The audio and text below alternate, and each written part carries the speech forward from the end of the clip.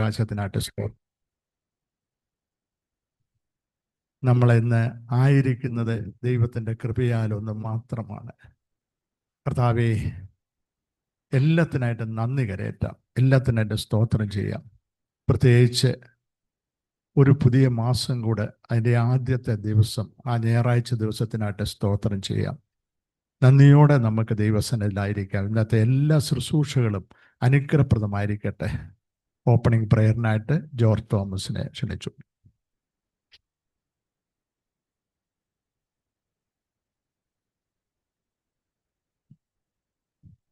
പ്രാർത്ഥിക്കാം.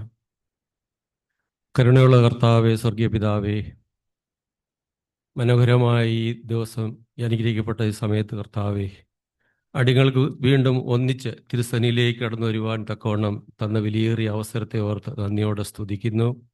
അതിരാവിലെ അടിയങ്ങൾ ഉണർത്തിയ സമയം മുതൽ കർത്താവെ, വിശുദ്ധ ദിവസം ഞങ്ങൾക്ക് വിശുദ്ധ ആരാധനയൊക്കെ പങ്കെടുക്കുവാനും അതിനുശേഷം വീണ്ടും കർത്താവെ ഇവിടെ വരുവാനൊക്കെ എല്ലാവരെയും ആരോഗ്യവും ബലം തന്ന കൃപയ്ക്കായി സ്തോത്രം. 2025 5 മാസക്കാലം കർത്താവ് ഞങ്ങളെ ഭദ്രമായി സൂക്ഷിച്ചു. ഒരു പുതിയ മാസത്തിൻ്റെ ആദ്യത്തെ ദിവസം കർത്താവെ, തിരുസന്നിധിയിലേക്ക് ഞങ്ങൾ അടുത്തു വരുന്നു. അവിടെ ഞങ്ങളുടെ ഹൃദയത്തോട് സംസാരിക്കണമേ. ഇന്നത്തെ ഞങ്ങളുടെ ഈ കൂട്ടായ്മയിൽ അങ്ങയുടെ സാന്നിധ്യം ഉള്ളത് ഓർത്ത് നന്ദിയോടെ സ്തുതിക്കുന്ന കർത്താവെ, ഈ ദേശത്തെ ഞങ്ങൾക്ക് അങ്ങേ ആരാധിപ്പാനും മഹത്വപ്പെടുത്തുവാനും ഒക്കെ ലഭിക്കുന്ന നല്ല സമയങ്ങൾക്കായിട്ടൊക്കെ നന്ദിയോടെ സ്തോത്രം. കർത്താവെ, അവിടെ നിന്നിരിക്കുന്ന ആയുസ് ഞങ്ങൾക്ക് അങ്ങക്ക് ഇഷ്ടമാകുന്നവണ്ണം അത് നല്ല രീതിയിൽ ചെലവഴിച്ച് കർത്താവെ ഞങ്ങൾക്ക് മുൻപോട്ട് പോകാൻ സഹായിക്കണമെന്ന് പ്രാർത്ഥിക്കുന്നു. പഴയ പ്രാവശ്യം പേർ കൂട്ടായ്മയ്ക്കായി പ്രത്യേക ഈ സമയത്ത് പ്രാർത്ഥിക്കുന്ന കർത്താവെ, ഈ ദേശത്ത് ദീർഘവർഷങ്ങൾ കർത്താവിൻ്റെ പേരിൽ അനേകായിരങ്ങൾക്ക് വന്ന് കർത്താവെ ആശ്വാസം കണ്ടെത്തുവാനും കുറവില്ലാതെ കൊണ്ട് ഇന്ന് ഇത് മുന്നോട്ട് കൊണ്ടുപോകാൻ നിൻ്റെ പ്രിയപ്പെട്ടവരെയൊക്കെ കർത്താവ് സഹായിക്കുന്നു. അതിനായിട്ട് സ്തോത്രം ചെയ്യുന്നു. പ്രത്യേകം ഇപ്പോൾ നേതൃത്വം കൊടുക്കുന്ന ഞങ്ങളുടെ അച്ചായ്മ കർത്താവെ, ഞങ്ങളുടെ എം ജെ തോമസ് അച്ചായനെയും രാജനച്ചായനെയും പ്രിയപ്പെട്ട എല്ലാവരെയും പേരുപേരായിട്ട് തിരുസന്നിധി വയ്ക്കുന്ന കർത്താവെ, എൻ്റെ മക്കൾക്കൂടെ നല്ല ദർശനത്തിനായി സ്തോത്രം കർത്താവെ. ഇത്രത്തോളം നീ ഞങ്ങളെ മാനിച്ചിരിക്കുന്നതിനായി സ്തോത്രം.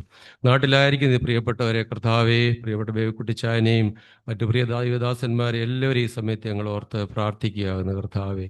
ഇന്ന് മുൻപിൽ കടന്നു വന്ന് തലവണങ്ങിയിരിക്കുന്ന പ്രിയപ്പെട്ടവരെയും കർത്താവെ, ഓൺലൈനായിട്ട് പങ്കുചേരുന്ന എല്ലാ പ്രിയപ്പെട്ട മക്കൾക്ക് വേണ്ടി ഞങ്ങൾ പ്രാർത്ഥിക്കുന്ന കർത്താവെ, ഈ കൂട്ടായ്മയ്ക്ക് കർത്താവെ പലവിധമായ ശുശ്രൂഷ ചെയ്ത് ഞങ്ങളുടെ പ്രിയ മക്കളെ അനുഗ്രഹിക്കണമേ എന്ന് പ്രാർത്ഥിക്കുന്നു. ഇന്നത്തെ ഞങ്ങളുടെ ഈ ശുശ്രൂഷ കർത്താവെ, ഞങ്ങൾക്ക് വചനമായി വന്നിരിക്കുന്ന പ്രിയദാസനെ അവിടുത്തെ സന്നിധിയിലേക്ക് വെച്ച് പ്രാർത്ഥിക്കുന്നു. കർത്താവേ, നിന്റെ ദാസൻ അവിടുന്ന് കൊണ്ടുവന്നിരിക്കുന്ന ഈ വചനം കർത്താവ് ഹൃദയത്തിലെ 30, 60, 100 മേനി ഫലം കായ്പാൻ തക്കോണം സ്വർഗത്തിലെ ദൈവം അവിടുന്ന് ഇടയാക്കണമേ എന്ന് പ്രാർത്ഥിക്കുന്നു. ഞങ്ങൾ വെറുതെ വന്ന് മടങ്ങിപ്പോകുന്നവരായി തീരാതെ കർത്താവെ, നിറഞ്ഞ സന്തോഷത്തോടെ നിറഞ്ഞ ആനന്ദത്തോടെ കർത്താവെ ഞങ്ങൾക്ക് മടങ്ങി പോകാനുള്ള കൃപ തരണമേ എന്ന് പ്രാർത്ഥിക്കുന്നു. പരിശുദ്ധാത്മാവ് ഞങ്ങളുടെ എല്ലാ ഹൃദയങ്ങളോട് സംസാരിക്കണമേ എന്ന് പ്രാർത്ഥിക്കുന്നു. ഞങ്ങളുടെ കർത്താവെ, ഞങ്ങളുടെ ഈ കൊയറിന് വേണ്ടി എൻ്റെ കുഞ്ഞുങ്ങളുടെ അധ്വാനം കർത്താവെ അതിനുവേണ്ടി പ്രയത്നിക്കുന്നു. അവരുടെ പാട്ടെല്ലാം ഞങ്ങൾക്ക് ഇമ്പമായി തീരുവാൻ തക്കവണ്ണം എടുത്തുപയോഗിക്കുന്ന കൃപയ്ക്കായി സ്തോത്രം കർത്താവെ. ചെറുതും വലുതുമായിട്ട് എല്ലാ ജോലി ചെയ്യുന്ന മക്കൾക്ക് വേണ്ടി ഞങ്ങൾ പ്രാർത്ഥിക്കുന്നു. ഞങ്ങളവിടുത്തെ സന്നിധിയിലിരിക്കട്ടെ, പ്രീത സാന്നിധ്യത്തെ കൊണ്ട് നിറച്ചുകൊള്ളും കർത്താവ്. ഇന്നത്തെ സങ്കീർത്തന ധ്യാനം, വചന കേൾവി, പ്രാർത്ഥന എല്ലാം കർത്താവ് അനുഗ്രഹിക്കണമേ എന്ന് പ്രാർത്ഥിക്കുന്നു. സകല മാനവും മാത്രം എല്ലാം അവിടെ നിന്ന് എടുക്കണം. എല്ലാം ഞങ്ങൾക്കായി ജീവൻ വെച്ച് യേശുവിൻ്റെ നാമത്തിൽ അപേക്ഷിക്കുന്നു. കൃപയോടെ കേൾക്കണമേ. ആമീൻ. Praise the Lord. ഹല്ലേലൂയ. Praise the Lord.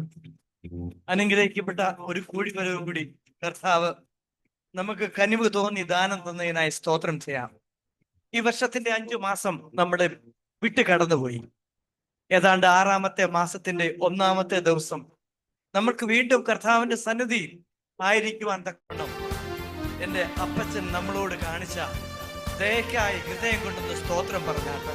യേശുവേ, ഞങ്ങൾക്കൊരു യോഗ്യതയില്ല, എങ്കിലും യോഗ്യനായ നിന്റെ മുമ്പിൽ ഒരു പകൽക്കാലം കൂടി കടന്നു വരുവാനും അവിടുത്തെ വലിയ ശുശ്രൂഷയിൽ പങ്ക് ആകുവാനും നീ ഞങ്ങളെ സഹായിച്ച ദൈവകൃപയ്ക്കായി നന്ദിയോടെ സ്തോത്രം.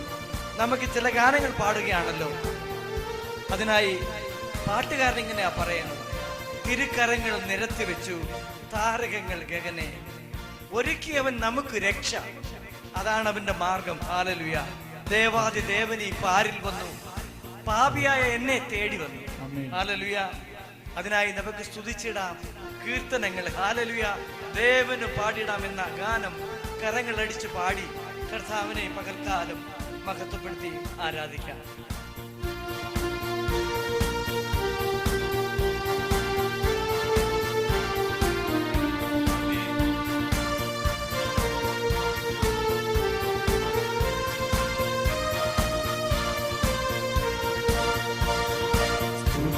പാടിടുവിൻ കീർത്തനങ്ങൾ ദേവനു പാടിടുവിൻ സ്തുതിയുചിതം മനോഹരവും നല്ലതുമെന്നറിവിൻ ദേവാദിദേവനെ പാരിൽ വന്നു പാവിയെ തേടി വന്നു വല്ലഭനായി മരിച്ചുയർന്നു ജീവിക്കുന്നു നമുക്കായി വല്ലഭനായി മരിച്ചുയർന്നു ജീവിക്കുന്നു നമുക്കായി ഇരുകരങ്ങൾ ഉയർത്തി വെച്ചു താരകങ്ങൾ ഗഗനെ ഒരുക്കിയവൻ നമുക്കു രക്ഷ മാർഗമതിനു മുന്നേ ദേവാദിദേവനെ പാരിൽ വന്നു പാവിയെ തേടി വന്നു വല്ലഭനായി മരിച്ചുയർന്നു ജീവിക്കുന്നു നമുക്കായി വല്ലഭനായി മരിച്ചുയർന്നു ജീവിക്കുന്നു നമുക്കായി കണ്ടില്ല കണ്ണുകളിൽ കരുണയിൽ കരചലനം കേട്ടില്ല മാനവരിൽ കാതുകൾ തൻ വചനം ദേവാദിദേവനെ പാരിൽ വന്നു പാവിയെ തേടി വന്നു വല്ലഭനായി മരിച്ചുയർന്നു ജീവിക്കുന്നു നമുക്കായി വല്ലഭനായി മരിച്ചുയർന്നു ജീവിക്കുന്നു നമുക്കായി തലമുറയായ അവൻ നമുക്ക് നല്ലൊരു സങ്കേതമാണ് പലമുറ നാം പാടിയിടുക പരമനു സങ്കീർത്തനം ദേവാദിദേവനെ പാരിൽ വന്നു പാവിയെ തേടി വന്നു വല്ലഭനായി മരിച്ചുയർന്നു ജീവിക്കുന്നു നമുക്കായി വല്ലഭനായി മരിച്ചുയർന്നു ജീവിക്കുന്നു നമുക്കായി ധ്യാനിക്കുവിൻ കരുത്തുകൾ പുകഴ്ത്തുവിൻ തൻ ക്രിയകൾ മാനിതനാം തൻ നാമ മഹിമകൾ വർദ്ധിക്കുവിൻ ദേവാദിദേവനെ പാരിൽ വന്നു പാവിയെ തേടി വന്നു വല്ലഭനായി മരിച്ചുയർന്നു ജീവിക്കുന്നു നമുക്കായി വല്ലഭനായി മരിച്ചുയർന്നു ജീവിക്കുന്നു നമുക്കായി മനം പകർന്നോ കരുളും അവൻ കൃപയുടെ പരിചരണം ധനം സുഖം സന്തോഷമെല്ലാം നമുക്കുതൻ തിരുവചനം ദേവാദിദേവനെ പാരിൽ വന്നു പാവിയെ തേടി വന്നു വല്ലഭനായി മരിച്ചുയർന്നു ജീവിക്കുന്നു നമുക്കായി വല്ലഭനായി മരിച്ചുയർന്നു ജീവിക്കുന്നു നമുക്കായി ആമേൻ.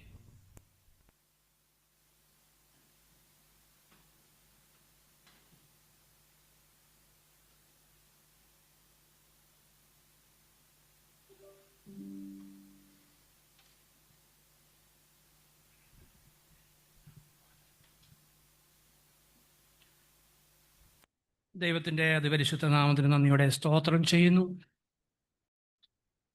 ഇന്ന് നാം കേട്ടതുപോലെ പുതിയ മാസത്തിൻ്റെ ഒന്നാമത്തെ ദിവസം. ഹല്ലേലൂയ.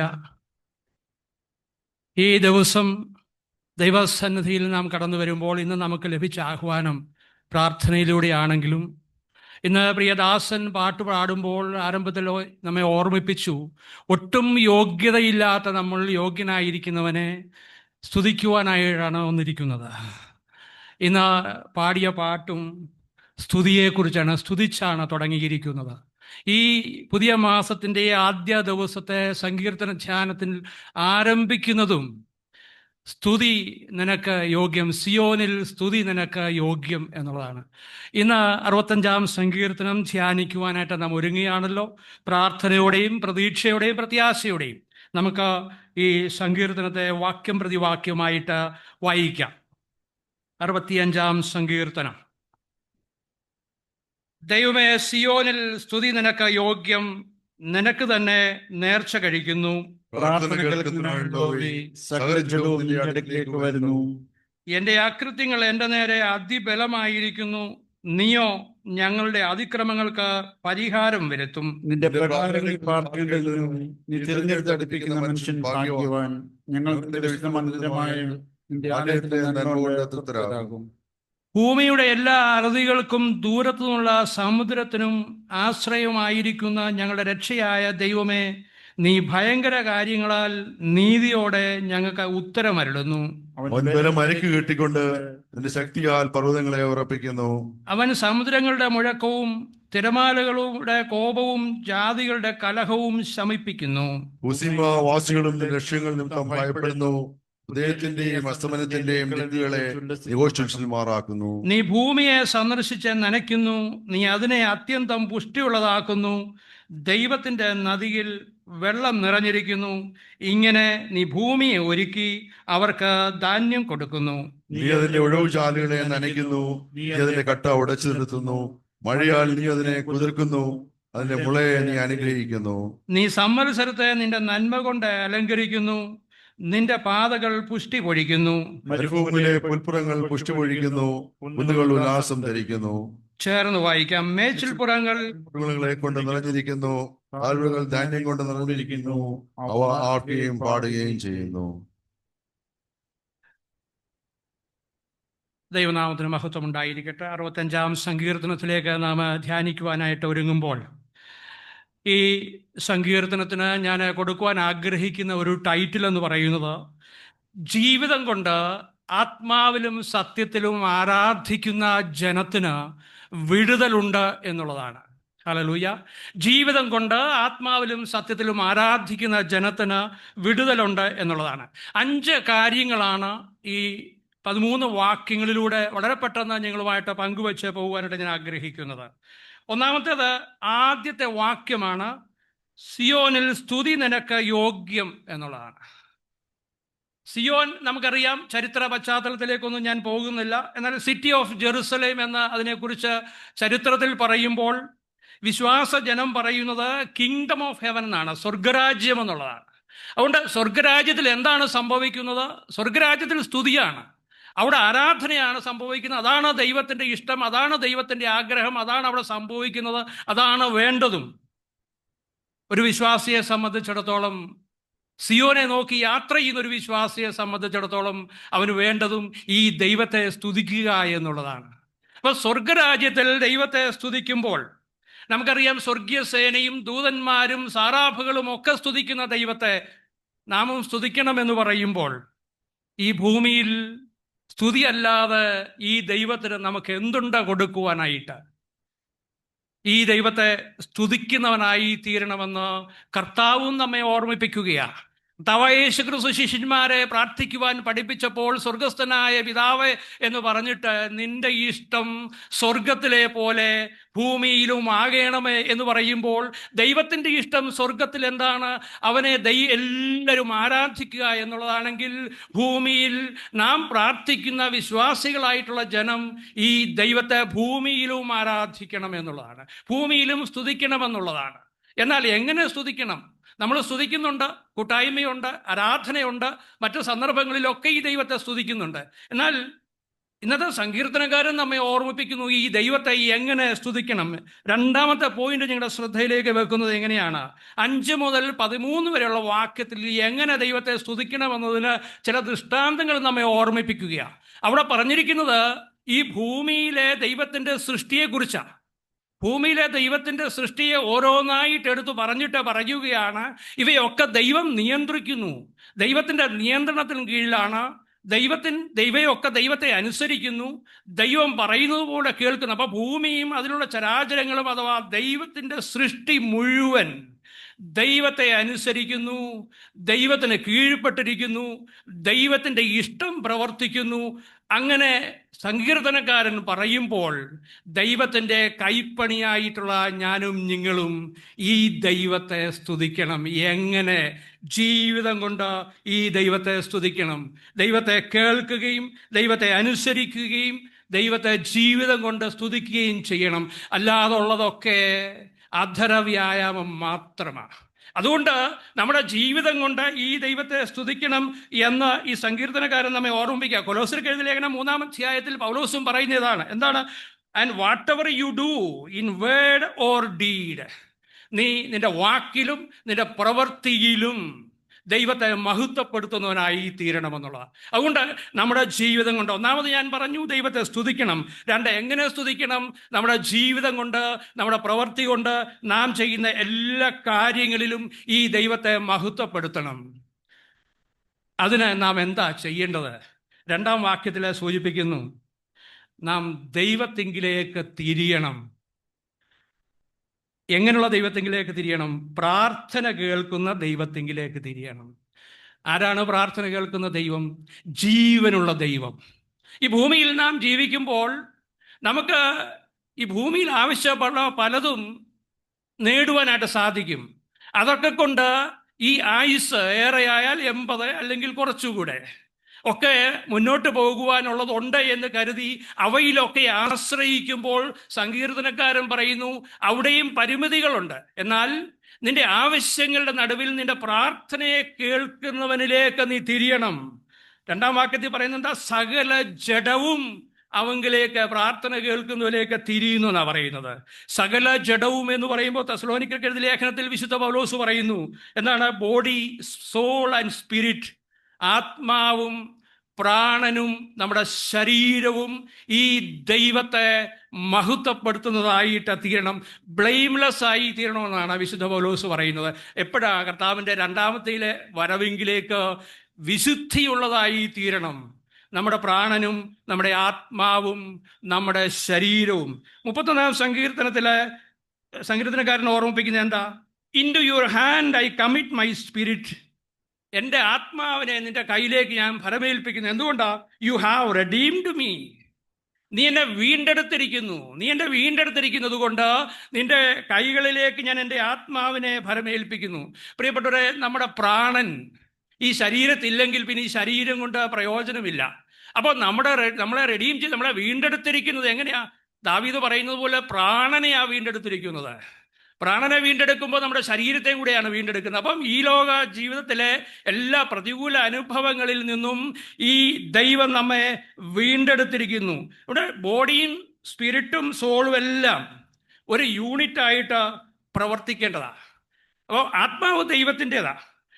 യോബിനെ നോക്കിക്കേ, സാത്താൻ നമ്മളെ ശരീരത്തിലെ നമ്മളിലേക്ക് വരുന്ന ആദ്യത്തെ ഗേറ്റ് എന്ന് പറയുന്നത് നമ്മുടെ ബോഡിയാണ്. നമ്മുടെ ബോഡിയിലൂടെ സാത്താൻ നമ്മളിലേക്ക് പ്രവേശിക്കുക. യോബിൻ്റെ ജീവിതത്തിൽ എന്താ സംഭവിച്ചത്? യോബിൻ്റെ ശരീരത്തെ മാക്സിമം ഉപദ്രവിക്കുവാൻ നോക്കി, പക്ഷേ പ്രാണനെ തൊടുവാൻ ദൈവം അനുവദിച്ചില്ല. എന്തുകൊണ്ടാണ്? യോബിൻ്റെ ആത്മാവ് ദൈവത്തിൻ്റെ കൈകളിലായിരുന്നു. പ്രിയപ്പെട്ടവരെ, അതുകൊണ്ട് നമ്മുടെ ആത്മാവ് ദൈവത്തിൻ്റെ കയ്യിലാണെങ്കിൽ നമ്മുടെ ശരീരം കൊണ്ട്, നമ്മുടെ പ്രാണൻ കൊണ്ട് ബ്ലെയിംലെസ് ആയി ഈ ദൈവത്തെ ആരാധിക്കുവാനായിട്ട് നമുക്ക് സാധിക്കുമെന്ന് സങ്കീർത്തനക്കാരൻ ഓർമ്മിപ്പിക്കുക. പ്രാണനില്ലെങ്കിൽ ശരീരമില്ല. അങ്ങനെയെങ്കിൽ നാം ഈ ശരീരത്തിലിരിക്കുമ്പോൾ ഈ ദൈവത്തെ മഹത്വപ്പെടുത്തണം. ഹല്ലേലൂയ. ഇന്ന് നാം ഈ ശരീരത്തിലിരിക്കുമ്പോൾ ഈ ദൈവത്തെ മഹത്വപ്പെടുത്തുവാൻ നമുക്ക് കഴിയണം. ഞാൻ അടുത്ത പോയിന്റ് പറയട്ടെ. അങ്ങനെ ഈ ദൈവത്തെ മഹത്വപ്പെടുത്തുമ്പോൾ അവൻ നമുക്ക് എന്ത് തരുന്നു എന്നുള്ളതാണ്. അവൻ ഉത്തരം തരുന്ന ദൈവമാണ്. എങ്ങനെ ഉത്തരം തരുന്നു? നമ്മുടെ കുറവുകളെ തീർത്ത്. ഈ ഭൂമിയിൽ നമ്മൾ കുറവുള്ളവരാണ്. പാപത്തിൽ എൻ്റെ അമ്മ എന്നെ ഗർഭം ധരിച്ചു. വേദപുസ്തകത്തിൽ വിവിധ ഭാഗങ്ങളിൽ പല വാക്യങ്ങളും നമ്മെ ഓർമ്മിപ്പിക്കുന്നുണ്ട്. പാപം ചെയ്ത ദൈവത്തെ നഷ്ടപ്പെട്ടിയ മനുഷ്യൻ, വിശുദ്ധൻ ആരുമില്ല എന്ന് പറയുന്നുണ്ട്. വിശുദ്ധനെ നീ വിശുദ്ധീകരിക്കട്ടെ എന്ന് വെളിപാട് പുസ്തകത്തിൽ നമ്മെ ഓർമ്മിപ്പിക്കുന്നുണ്ട്. നോക്കിക്കേ, 3-ാം വാക്യത്തിൽ എന്താ പറയുന്നത്? എൻ്റെ അകൃത്യങ്ങൾ എൻ്റെ നേരെ അതിബലമായിരിക്കുന്നു, എന്നെ ക്ഷീണിപ്പിക്കുന്ന തരത്തിൽ എൻ്റെ അകൃത്യങ്ങൾ ബലമായി വരുമ്പോൾ സങ്കീർത്തനകാരൻ നമ്മെ ഓർമ്മിപ്പിക്കുന്നു, നമ്മുടെ കുറവുകളെ തീർത്ത് നീയോ പരിഹാരം വരുത്തും എന്ന വാക്കാണ് ഇവിടെ പറഞ്ഞിരിക്കുന്നത്. എൻ്റെ കുറവുകളെ തീർത്ത്, എൻ്റെ സകല പ്രയാസങ്ങളെയും തീർത്ത് അവൻ എനിക്ക് ഉത്തരം തരുന്ന ദൈവമാണ്, അവൻ എന്നെ വീണ്ടെടുക്കുന്ന ദൈവമാണ്. ഈ സങ്കീർത്തനം ധ്യാനിക്കുന്നതിന് എനിക്ക് നിർദ്ദേശം ലഭിക്കുമ്പോൾ തുടർന്നുള്ള ദിവസങ്ങളൊക്കെ ഈ സങ്കീർത്തനത്തിലെ വാക്യങ്ങളൊക്കെയാണ് ഞാൻ നടന്നു പോകുമ്പോഴും ഒക്കെ ചിന്തിച്ചു കൊണ്ടുപോകുന്നത്. ഒരു നിമിത്തമാണോ അതോ ഒരു ദൃഷ്ടാന്തമാണോ എന്നെനിക്കറിയില്ല. ഞാൻ മിനിഞ്ഞാന്ന് ഡേ ബിഫോർ യെസ്റ്റർഡേ രാവിലെ നടക്കുവാനായിട്ട് ഇറങ്ങുകയാണ്. ഇറങ്ങുമ്പോൾ 1-2 മരങ്ങളൊക്കെ ഉള്ള സൈഡിൽ കൂടിയാണ് നടക്കുന്നത്. പെട്ടെന്ന് എൻ്റെ തലയിലേക്ക് എന്തോ ഭാരമുള്ളത് വന്ന് വീഴുന്നത് പോലെ വന്ന് അടിക്കുകയാണ്. ഞാൻ തിരിഞ്ഞു നോക്കിയൊന്നും കണ്ടില്ല. തൊട്ട് മുന്നിൽ ഒരു 3-4 പേര് നിൽക്കുന്നു. ഞാൻ അവരോട് ചോദിച്ചെന്നെ പറഞ്ഞു, ഒരു പക്ഷി വന്ന് ഇടിച്ചിട്ട് പോയതാണ്. പക്ഷികൾക്കും ലക്ഷ്യം തെറ്റാ. അതുകൊണ്ട് അപ്പം ഞാൻ തിരിഞ്ഞു നിന്നിട്ട് ചോദിച്ചു, നിങ്ങൾക്ക് എങ്ങനെ മനസ്സിലായി എന്ന് ചോദിച്ചെന്നെ പറഞ്ഞു, അതിൻ്റെ കുഞ്ഞ് താഴെ കിടപ്പുണ്ട്, അതുകൊണ്ട് അതുവഴി പോകുന്നവരെല്ലാം അത് ഒന്ന് തലയെ തട്ടിയിട്ട് പോകും, കുഴപ്പമൊന്നുമില്ലല്ലോ. ഞാൻ പറഞ്ഞു, ഒന്നുമില്ല. ഞാനിത് പറയാൻ കാരണം ആ സമയങ്ങളിൽ എൻ്റെ മനസ്സിലിരുന്ന ചിന്ത യെശയ്യാ പ്രവാചകന്റെ പുസ്തകം 35-ാം അധ്യായം 1-ാം വാക്യം. അവിടെ പറഞ്ഞിരിക്കുന്നു, ഉയരത്തിൽ പറക്കുന്ന പക്ഷി എങ്ങനെ സംരക്ഷിക്കുന്നുവോ അതുപോലെ ദൈവം യെരൂശലേമിനെ സംരക്ഷിക്കുന്നുവെന്ന്. കാരണം എന്താ? ഇത്രയും ഉയരത്തിലാവുമ്പോൾ നമ്മുടെ പ്രശ്നങ്ങൾ, നമ്മുടെ വേദന, നമ്മുടെ ശത്രുവൊക്കെ എത്ര വിശാലമായിക്കോട്ടെ, ദൈവത്തിന് അത് കാണുവാനായിട്ട് കഴിയും. അങ്ങനെയെങ്കിൽ ഈ യെരൂശലേമിനെ നോക്കി യാത്ര ചെയ്യുന്ന എന്നെയും നിങ്ങളെയും ഈ ദൈവം സംരക്ഷിക്കുകയില്ലേ? അവൻ നമ്മുടെ കുറവുകളെ തീർത്ത്, നമ്മുടെ പ്രയാസങ്ങളെ തീർത്ത്, ദൂരത്ത് നിന്ന് നോക്കി എത്ര വിശാലമാണ് നമ്മുടെ പ്രയാസമെങ്കിലും അതിനെയെല്ലാം അവൻ തീർത്ത് നമ്മെ സംരക്ഷിക്കുന്ന ദൈവമാണ്. അങ്ങനെ ഈ ദൈവം നമ്മെ സംരക്ഷിക്കുമ്പോൾ അവനൊരു ഉറപ്പും കൂടി നമുക്ക് തരുന്നുണ്ട്. എന്താ അവൻ തരുന്ന ഉറപ്പ്? നന്മ കൊണ്ട് തൃപ്തി വരുത്തുന്നവൻ. 4-ാം വാക്യത്തിൽ പറഞ്ഞിരിക്കുന്നു, നമുക്കൊരു ഭാഗ്യാവസ്ഥ അവൻ ഓഫർ ചെയ്യുക. എന്താണ്? നന്മ കൊണ്ട് തൃപ്തിപ്പെടുത്തുന്ന ദൈവം. അതിന് നാം എന്തു വേണം എന്നാണ് ഈ വാക്യങ്ങളിൽ നമ്മെ ഓർമ്മിപ്പിക്കുന്നത്. നാം അവൻ്റെ പ്രാകാരങ്ങളിലായി തീരണം, നാം അവൻ്റെ ആലയത്തിലായി തീരണം. നമുക്ക് ആലയത്തിലായി തീരുക എന്ന് പറയുമ്പോൾ എപ്പോഴും നമുക്ക് ദൈവം നമ്മെ ഭൂമിയിലാക്കി വെച്ചിരിക്കുന്നത് ചില ദൗത്യം ഏൽപ്പിച്ച. അതുകൊണ്ട് എപ്പോഴും എല്ലാ സമയത്തും നമുക്ക് അങ്ങനെ കഴിയില്ല. അങ്ങനെ കഴിയുന്നെങ്കിൽ അത് അനുഗ്രഹമാണ്. എന്നാൽ ഈ ദൈവത്തെ നാം പ്രാകാരങ്ങളിലായി തീരണമെന്ന് പറയുന്നത് എങ്ങനെയാണെന്ന് ചോദിച്ചാൽ, ഈ ആരാധിക്കുന്ന ജനം എവിടെയുണ്ടോ അവിടെ ആരാധനയുണ്ട്. ആരാധന എവിടെയുണ്ടോ അവിടെ ദൈവമുണ്ട്. ദൈവം എവിടെയുണ്ടോ അത് ആരാധനാലയമാണ്. അതുകൊണ്ട് നമ്മുടെ ആരാധിക്കുമ്പോൾ നമ്മുടെ ശരീരം കൊണ്ട്, നമ്മുടെ പൂർണ്ണമായി നമ്മുടെ ജീവിതം കൊണ്ട് ഈ ദൈവത്തെ ആരാധിക്കുമ്പോൾ നമ്മുടെ ജീവിതത്തിൽ ദൈവമുണ്ട്. നമ്മുടെ ജീവിതത്തിൽ ദൈവമുണ്ടെങ്കിൽ ഈ ദൈവത്തെ ജീവിതം കൊണ്ട് നമുക്ക് മഹത്വപ്പെടുത്തുവാനായിട്ട് കഴിയും. ജീവിതം കൊണ്ട് ഈ ദൈവത്തെ മഹത്വപ്പെടുത്തുവാൻ കഴിയുമ്പോൾ പ്രിയപ്പെട്ടവരെ, അവൻ നമ്മെ വിടുവിക്കും. നമ്മുടെ ഏത് പ്രശ്നങ്ങൾ എന്തുമായിക്കൊള്ളട്ടെ, അവിടുത്തെ എല്ലാ പ്രശ്നങ്ങളും എത്ര വിശാലമായിക്കോട്ടെ, എത്ര ആഴമായിക്കോട്ടെ, അവിടുന്നെല്ലാം ഈ ദൈവം നമ്മെ വിടുവിക്കുന്നവനാ. ഞാൻ 5 കാര്യങ്ങളാണ് പറയാനായിട്ട് ആഗ്രഹിച്ചത്. നാം ദൈവത്തെ സ്തുതിക്കണം. എങ്ങനെ സ്തുതിക്കണം? ജീവിതം കൊണ്ട് സ്തുതിക്കണം. അതിന് നാം എന്ത് ചെയ്യണം? ഈ ദൈവത്തെങ്കിലേക്ക് തിരിയണം. ഈ ദൈവത്തെങ്കിലേക്ക് തിരിയുമ്പോൾ നമ്മുടെ കുറവുകളെ തീർത്ത് അവൻ നമ്മുടെ പ്രാർത്ഥന കേട്ട് ഉത്തരം തരിക മാത്രമല്ല, നമുക്കൊരു ഭാഗ്യാവസ്ഥയോടെ തരും. അതെന്താണ്? അവൻ നമ്മെ നന്മ കൊണ്ട് തൃപ്തിപ്പെടുത്തും. നമ്മുടെ ജീവിതവും ആരാധനയും തുടർന്നുള്ള അനുഭവങ്ങളുമൊക്കെ ആ രീതിയിലായി തീരുവാൻ തക്കവണ്ണം ദൈവം തമ്പുരാൻ നമ്മെ സഹായിക്കുകയും അനുഗ്രഹിക്കുകയും ചെയ്യുമാറാകട്ടെ.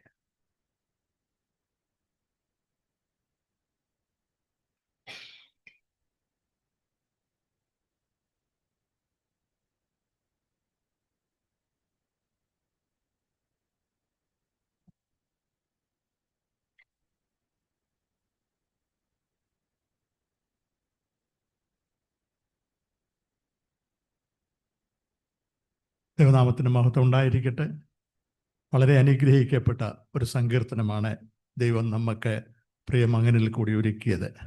ദൈവത്തെ സ്തുതിക്കുക. ദൈവത്തെ എങ്ങനെയൊക്കെ ദൈവത്തെ സ്തുതിക്കണം, അതിൽ കൂടി നമുക്ക് ലഭിക്കുന്ന സംരക്ഷണം വിടുവിക്കുന്നതാണ് ഒരു ദൈവം.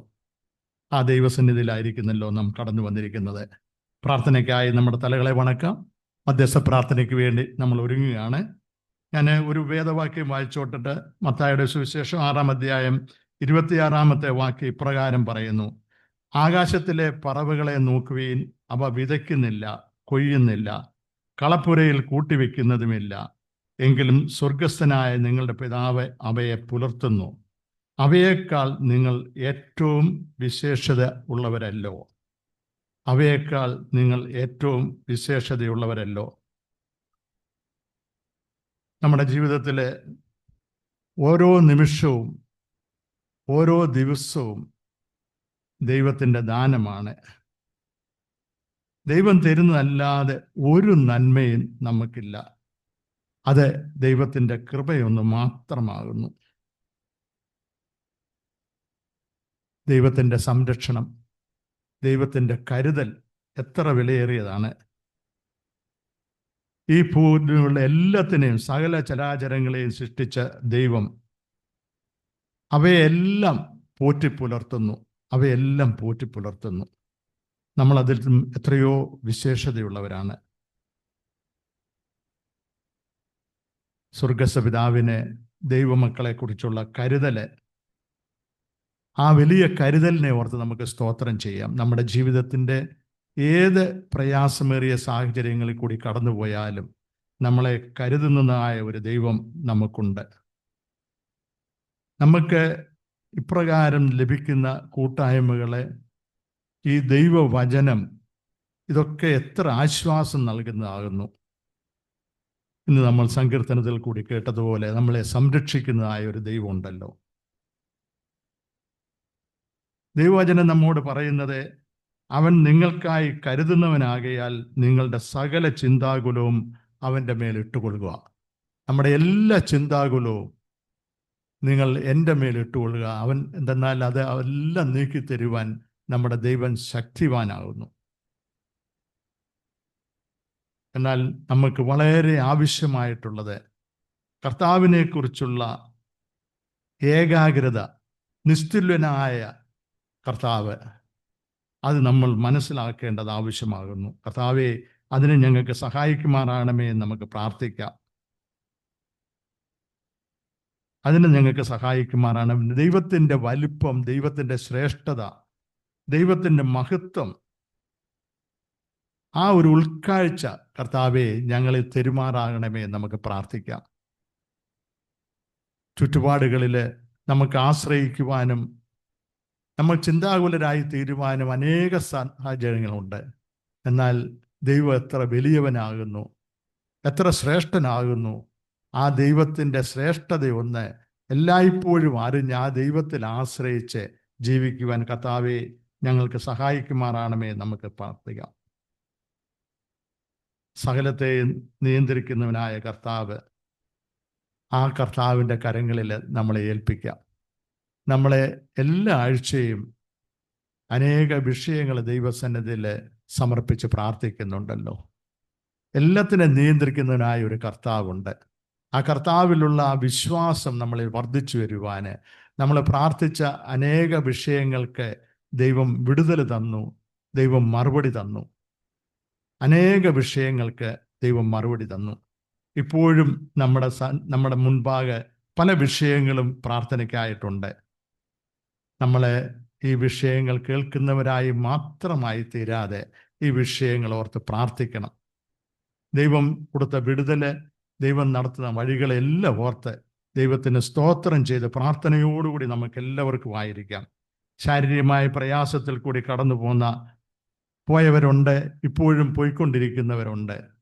നമ്മുടെ മധ്യേ 3 വർഷം ശുശ്രൂഷ ചെയ്ത ബഹുമാനപ്പെട്ട ബെന്നി അച്ഛന് കഴിഞ്ഞ ദിവസം ഒരു ഓപ്പൺ ഹാർട്ട് സർജറിയിൽ കൂടി കടന്നുപോയി. നമുക്കറിയാമല്ലോ, ഇവിടെ ആയിരുന്നപ്പം ഒരു ആൻജിയോപ്ലാസ്റ്റ് ചെയ്തു, വീണ്ടും 1-2 ആൻജിയോപ്ലാസ്റ്റൊക്കെ ചെയ്തായിരുന്നു. എന്നാൽ അതും ഒക്കെ കഴിഞ്ഞിട്ട് ഇപ്പോൾ വലിയൊരു ഹോസ്പിറ്റലിൽ ആ ഓപ്പൺ ഹാർട്ട് സർജറിയിൽ കൂടി കടന്നുപോയി. അത്ഭുതകരമായ വിടുതൽ ദൈവം കൊടുത്തു. അച്ഛന് സൗഖ്യത്തോടെ ആയിരിക്കുന്നു. തുടർന്ന് നമുക്ക് പ്രാർത്ഥിക്കാം. അവിടുത്തെ അൽത്താരയിൽ കടന്നു വന്ന് അനുഗ്രഹിക്കപ്പെട്ട ശുശ്രൂഷ നിറവേറ്റുവാൻ അച്ഛനെ ബലപ്പെടുത്തണമേ, ശക്തീകരിക്കണമേ എന്ന് നമ്മൾ ദൈവത്തോട് അപേക്ഷിക്കാം.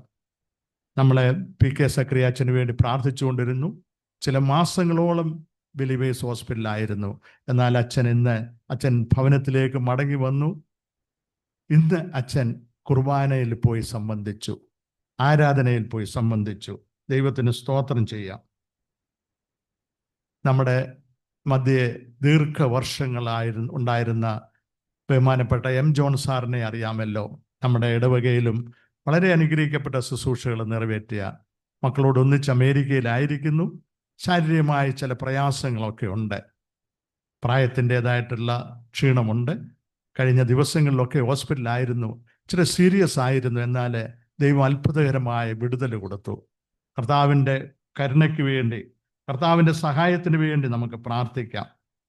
ആ ദാസിയോട് ദൈവമേ കരുണ കാണിക്കണമേ എന്ന് പ്രാർത്ഥിക്കാം. നമ്മുടെ റോഷനെ എല്ലാവരും ഓർത്ത് പ്രാർത്ഥിച്ചാട്ടെ. പ്രിയമകനെ ട്രീറ്റ്മെൻറ്റിനൊക്കെ ആവശ്യമായ സാമ്പത്തികം സഹായങ്ങൾ നമ്മളിൽ നിന്നും മറ്റനേകരിൽ നിന്നൊക്കെ ലഭിച്ചിട്ടുണ്ട്. എന്നാൽ ആ ട്രീറ്റ്മെൻറ്റ് ലഭിക്കേണ്ടത് ആവശ്യമാണ്. ബോൺമാരോ ട്രാൻസ്പ്ലാന്റ്, അതിന് വെല്ലൂരേക്ക് യാത്ര ചെയ്യണം. ഇപ്പോഴും ശരീരത്തിന് ക്ഷീണമുണ്ട്. കഴിഞ്ഞ ദിവസം സണ്ണിയുടെ മെസ്സേജ് കിട്ടിയത് ഹോസ്പിറ്റലിൽ നിന്ന് വീട്ടിലേക്ക് ഡിസ്ചാർജ് ആക്കി വിട്ടിട്ടുണ്ട്. എന്നാൽ പ്രയാസമൊന്നുമില്ലാതെ ആ ദാസന് യാത്രയൊക്കെ ചെയ്യേണ്ടത് ആവശ്യമാണ്. നമുക്ക് വിശ്വാസത്തോടുകൂടി പ്രാർത്ഥിക്കാം. എല്ലാത്തിൻ്റെ മേലും അധികാരമുള്ള ദൈവം, പ്രാർത്ഥന കേൾക്കുന്ന ദൈവം, വിടുവിക്കുന്ന ദൈവം. ദീർഘനാളുകളായല്ലോ ഈ പൈതല് ക്യാൻസറിൻ്റെ ആ പ്രയാസത്തിൽ കൂടി കടന്നു പോകുന്ന കർത്താവേ, ഒരു വിടുതൽ കൊടുക്കണമേ, ഒരു അവനോട് കരുണ കാണിക്കണമേ എന്ന് നമുക്ക് ദൈവത്തോട് അപേക്ഷിക്കാം. ദൈവമേ, ഞങ്ങളുടെ റോഷനെ ഒരു സഹായിക്കുമാറാണമേ. ആ മകനോട് കരുണ കാണിക്കണമേ. അവനെ വെല്ലൂര് മടങ്ങിപ്പോയി ട്രീറ്റ്മെൻ്റ് ഒക്കെ എടുക്കണം ദൈവമേ. അതിനവിടുന്ന് കൃപ ചെയ്യണമേ എന്ന് നമുക്ക് പ്രാർത്ഥിക്കാം. ആ കുടുംബത്തെ ദൈവകരങ്ങളിൽ ഏൽപ്പിച്ച് പ്രാർത്ഥിക്കാം. നമ്മുടെ പ്രിൻസിനെ ഓർത്ത് പ്രാർത്ഥിക്കാം. പ്രിൻസ് ചെക്കപ്പിന് വേണ്ടി നാട്ടിൽ പോയി, MRI ഒക്കെ ചെയ്തു, ചെക്കപ്പൊക്കെ നടന്നു, ഒത്തിരി ആശ്വാസമുണ്ട്. എന്നാൽ ഒരു ഫർദർ ട്രീറ്റ്മെൻറ്റ് കൂടെ ചെയ്യേണ്ടതായിട്ടുണ്ട്. ആ ഒരു ട്രീറ്റ്മെൻറ്റിൽ കൂടി ആ പൈതൽ കടന്നു പോകേണ്ടതായിട്ടുണ്ട്. ദൈവഹിതമെങ്കിൽ 4-ാം തീയതി ഇവിടെ മടങ്ങി വരും. അതിനുശേഷം പ്രിൻസ് നാട്ടിലേക്ക് പോയി ആ ട്രീറ്റ്മെൻറ്റ് എടുക്കേണ്ട വളരെ ആവശ്യമാണ്. ദൈവകരങ്ങളിൽ ഏൽപ്പിക്കുക. ഇത്രത്തോളം സൗഖ്യം കൊടുത്ത ദൈവം, ഇപ്പോഴും വീട്ടിലിരുന്നു കൊണ്ട് ജോലികളൊക്കെ ചെയ്യുന്നുണ്ട്. തുടർന്നുള്ള ട്രീറ്റ്മെൻറ്റ് കർത്താവെ അത്ഭുതകരമായി നടക്കുവാനും അതിൽ നിന്ന് പൂർണ്ണ വിടുതൽ ലഭിക്കുവാനും ദൈവം സഹായിക്കുന്നതിന് വേണ്ടി നമുക്ക് പ്രാർത്ഥിക്കാം. നമ്മുടെ പ്രിയ രാജൻ കഴിഞ്ഞ ആഴ്ച നാട്ടിൽ പോയിരുന്നല്ലോ. കാരിത്താസ് ഹോസ്പിറ്റലിൽ പോയി ഡോക്ടറെ കണ്ട് ടെസ്റ്റുകളെല്ലാം വളരെ നോർമൽ, ഒത്തിരി നോർമൽ. PSIയുടെ റീഡിംഗ് ഒക്കെ അബ്സല്യൂട്ട്ലി ബിലോ നോർമൽ, എല്ലാം നോർമലായിരിക്കുന്നു. തുടർന്ന് ആ കാര്യങ്ങളെല്ലാം അനുഗ്രഹപ്രദമായി നടക്കുവാന് കർത്താവെ തുടർന്നുള്ള എല്ലാ കാര്യങ്ങളും തിരുസന്നിധിയിൽ ഏൽപ്പിക്കുന്നു. അങ്ങയുടെ മകനാകുന്നല്ലോ, അവിടുത്തെ കരങ്ങളിൽ ഞങ്ങൾ ഏൽപ്പിക്കുന്നു കർത്താവെ. പൂർണ്ണ സൗഖ്യത്തോടെ അവിടുത്തെ ശുശ്രൂഷ തുടർന്ന് നിറവേറ്റുവാന് ശക്തീകരിക്കണമേ, ബലപ്പെടുത്തണമേ നമുക്ക് ദൈവത്തോട് അപേക്ഷിക്കാം. ദൈവകരങ്ങളിലെ രാജനെ ഓർത്ത് പ്രാർത്ഥിക്കാം. നമ്മളെ ശാരീരികമായ പ്രയാസത്തിൽ കൂടി കടന്നു പോകുന്ന നമ്മുടെ MS കുര്യന് വേണ്ടി പ്രാർത്ഥിച്ചുകൊണ്ടിരിക്കുകയാണ്. നമ്മുടെ പീറ്ററിന് വേണ്ടി പ്രാർത്ഥിച്ചുകൊണ്ടിരിക്കുന്നു. പീറ്ററിന് കുറച്ച് ആശ്വാസമൊക്കെ ഉണ്ട്. രാജു ഷൗമേലിന് വേണ്ടി പ്രാർത്ഥിച്ചുകൊണ്ടിരിക്കുന്നു. അവർക്കൊക്കെ ദൈവം കൊടുത്തുകൊണ്ടിരിക്കുന്നു ആശ്വാസത്തിനും സൗഖ്യത്തിനായിട്ട് നന്ദിയോടെ സ്തോത്രം ചെയ്യാം. നമ്മുടെ പ്രിയപ്പെട്ടവരുടെ കുഞ്ഞുങ്ങളെ അവർക്ക് സൂപ്പർ സ്പെഷ്യാലിറ്റി കോഴ്സൊക്കെയും ചെയ്യത്തക്കവണ്ണം ദൈവം വഴികളെ ഒരുക്കി കൊടുത്തല്ലോ. നീറ്റ് എക്സാമിനിൽ കൂടി വിജയം ലഭിച്ചതായിട്ടുള്ള നമ്മുടെ സജിയുടെ മകൻ ഡോക്ടർ എഡ്വിനെ ഓർത്ത് സ്തോത്രം ചെയ്യാം. ബെഞ്ചമിനെ ഓർത്ത് സ്തോത്രം ചെയ്യാം. ഐസക് ജോണിൻ്റെ മകൻ ബെഞ്ചമിനെ ഓർത്ത് സ്തോത്രം ചെയ്യാം. ഈ 2 കുഞ്ഞുങ്ങളുടെയും വിദ്യാഭ്യാസം അനുഗ്രഹപ്രദമായി തുടർന്നുള്ള വിദ്യാഭ്യാസം അനുഗ്രഹപ്രദമായി നടക്കുവാനും അവരുടെ ശുശ്രൂഷകളെല്ലാം ദൈവനാമ മഹത്വത്തിനായി നിർവഹിക്കത്തക്കവണ്ണം ദൈവമേ അവരെ അനുഗ്രഹിക്കണമേ, അവരോട് കൂടെ ഇരിക്കണമേ എന്ന് പ്രാർത്ഥിക്കാം. ക്രിസ്തീയ സാക്ഷ്യത്തോടുകൂടിയുള്ള ശുശ്രൂഷ ഈ കുഞ്ഞുങ്ങൾക്ക് നിറവേറ്റുവാൻ ദൈവം ഇടയാക്കട്ടെ എന്ന് നമുക്ക് ദൈവത്തോട് പ്രാർത്ഥിക്കാം. നമ്മുടെ 12th സ്റ്റാൻഡേർഡ് കഴിഞ്ഞ് നല്ല വിജയം ലഭിച്ച കുഞ്ഞുങ്ങളൊക്കെ ഉണ്ടല്ലോ. ഉപരിപഠനത്തിന് വേണ്ടി ആഗ്രഹിക്കുന്നവരുണ്ട്, തുടർന്നുള്ള വിദ്യാഭ്യാസ കാര്യങ്ങൾക്ക് വേണ്ടി ആഗ്രഹിക്കുന്നവരുണ്ട്, സാമ്പത്തിക പ്രതിസന്ധികളുള്ളവരുണ്ട്. എല്ലാ വിഷയവും ദൈവകാര്യങ്ങളിൽ ഏൽപ്പിക്കാം. താവേ, ഞങ്ങളുടെ കുഞ്ഞുങ്ങളുടെ ആഗ്രഹത്തെ അവിടുന്ന് മാനിച്ച് തക്കതായ അഡ്മിഷനൊക്കെ ലഭിക്കുവാന്, തുടർന്നും അവരുടെ വിദ്യാഭ്യാസമൊക്കെ നല്ലതായി നടന്ന് കർത്താവിന് മഹത്വം കരയേറ്റ് ജീവിക്കുന്ന അനുഭവം ഉണ്ടാകുന്നതിന് വേണ്ടി നമുക്ക് പ്രാർത്ഥിക്കാം. എല്ലാ കുഞ്ഞുങ്ങളെയും ദൈവകാര്യങ്ങളിലേക്ക് ഏൽപ്പിച്ച് പ്രാർത്ഥിക്കാം. കഴിഞ്ഞ ദിവസം നമ്മുടെ വിനോദ് ചാണ്ടിയുടെ മാതാവ് പെട്ടെന്ന് ഈ ലോകത്ത് 79 years ദൈവസന്നിധിയിലേക്ക് ചേർക്കപ്പെട്ടു. ഇന്നലെ ശവസംസ്കാര ശുശ്രൂഷകളെല്ലാം നടന്നു. ആ മാതാവിൻ്റെ വേർപാടിൽ ദുഃഖത്തിലായിരിക്കുന്ന കുടുംബാംഗങ്ങളെ ഓർത്ത് പ്രാർത്ഥിക്കാം. പ്രിയപ്പെട്ടവരുടെ മടക്ക യാത്രയ്ക്ക് വേണ്ടി പ്രാർത്ഥിക്കാം. ദൈവത്തിൻ്റെ കരങ്ങൾ അവരോടുകൂടെ ഉണ്ടായിരിക്കട്ടെ.